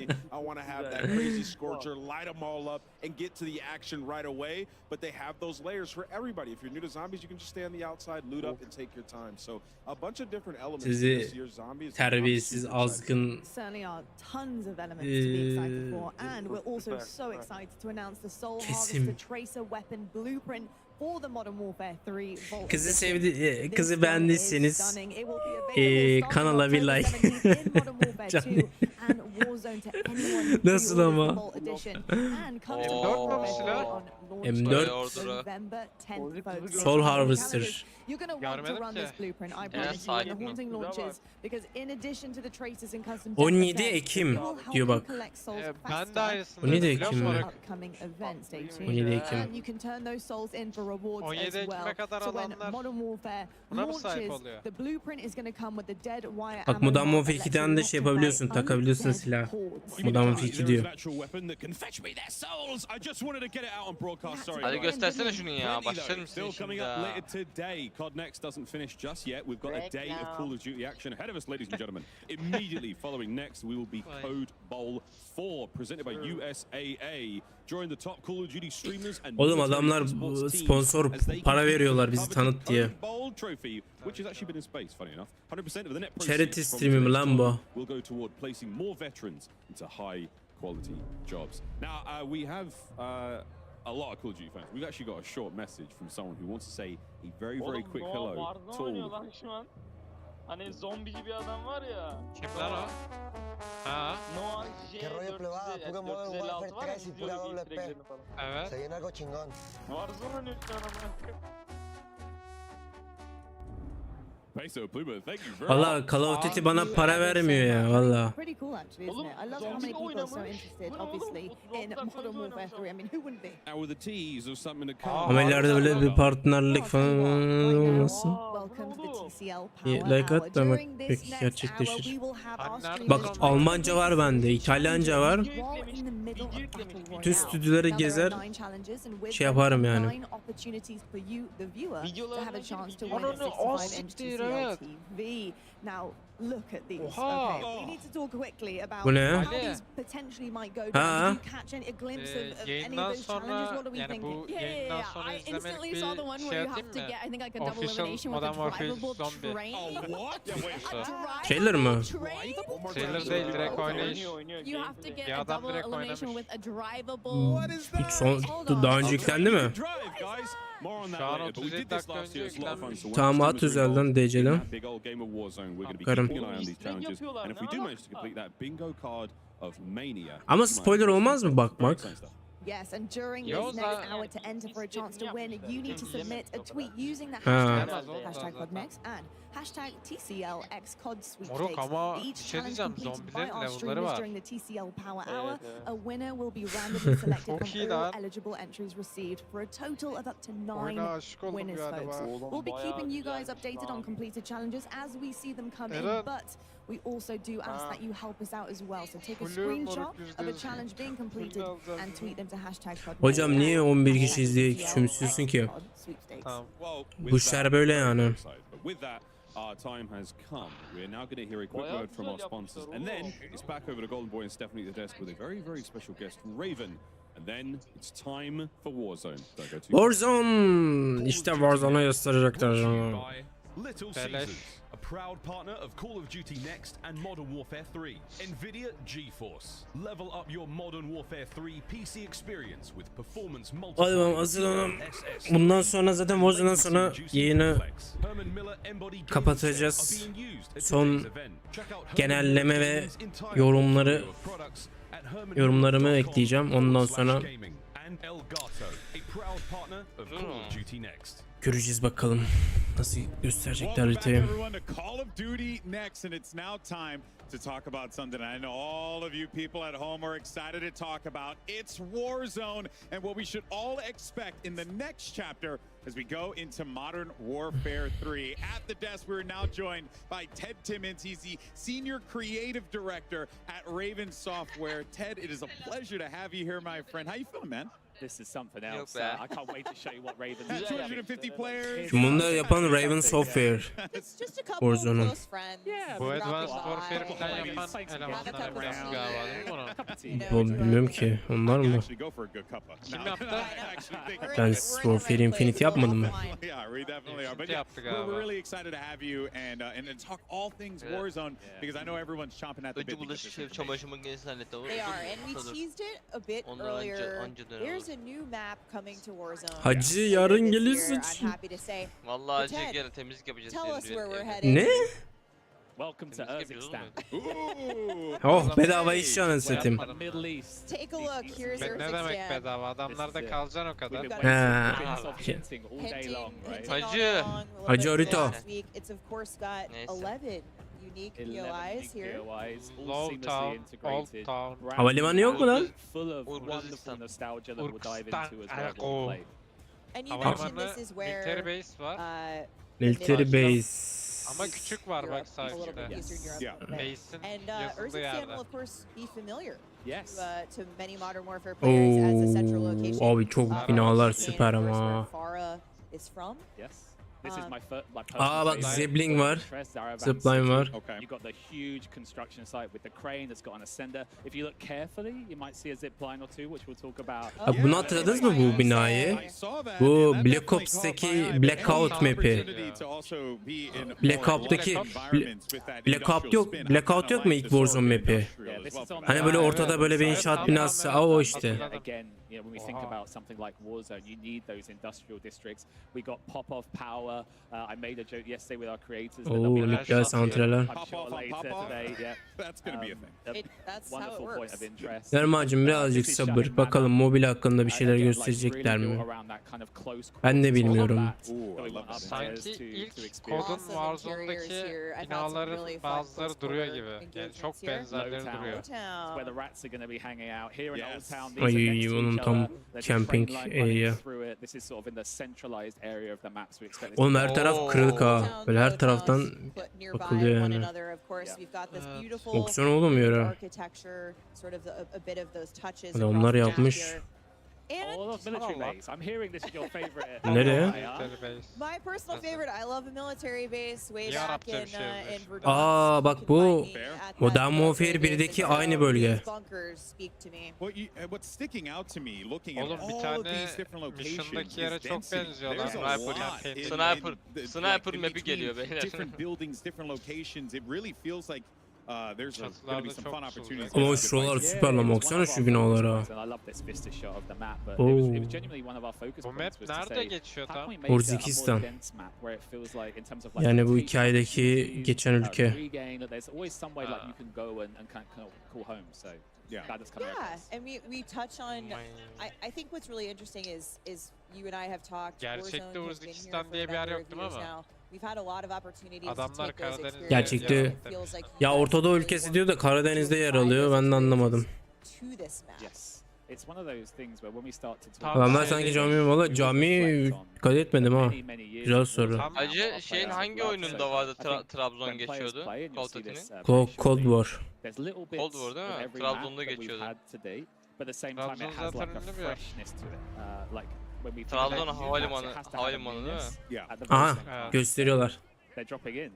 Aa, Warzone girdiler ya. And who better than Dr. Lupo to take a look at, because he's, you know, he's going to pop a few heads from across the map too. So I mean, Oha Dr. Lupo. I mean, they're warming up, but I've seen him crush with Sen ne diyorsun lan Dr. Lupo'ma? Always does. This is actually Daha yeni girdi lan. exciting to check out here, especially that, Ya you know, pompalı oraya vurur mal herif. so I think Lupo does manage to Oo. get the better again. It Vallahi feels görüyor so fluid. I think one of the points that is really sticking to Silahların me here harbiden is also isimlerini just on fazla that movement değiştirmişler. front as well, MC'de right? ama. Bunları nasıl ezberleyeceksin? Warzone shares the same foundations of Modern Warfare 3. Raven İyice worked havaya really closely girdik with götür. Sledgehammer. Make sure all of those gameplay features that we covered in multiplayer earlier today are aligned with Bak Warzone 1'deki gibi renkli gözüküyor şeyler, lootlar.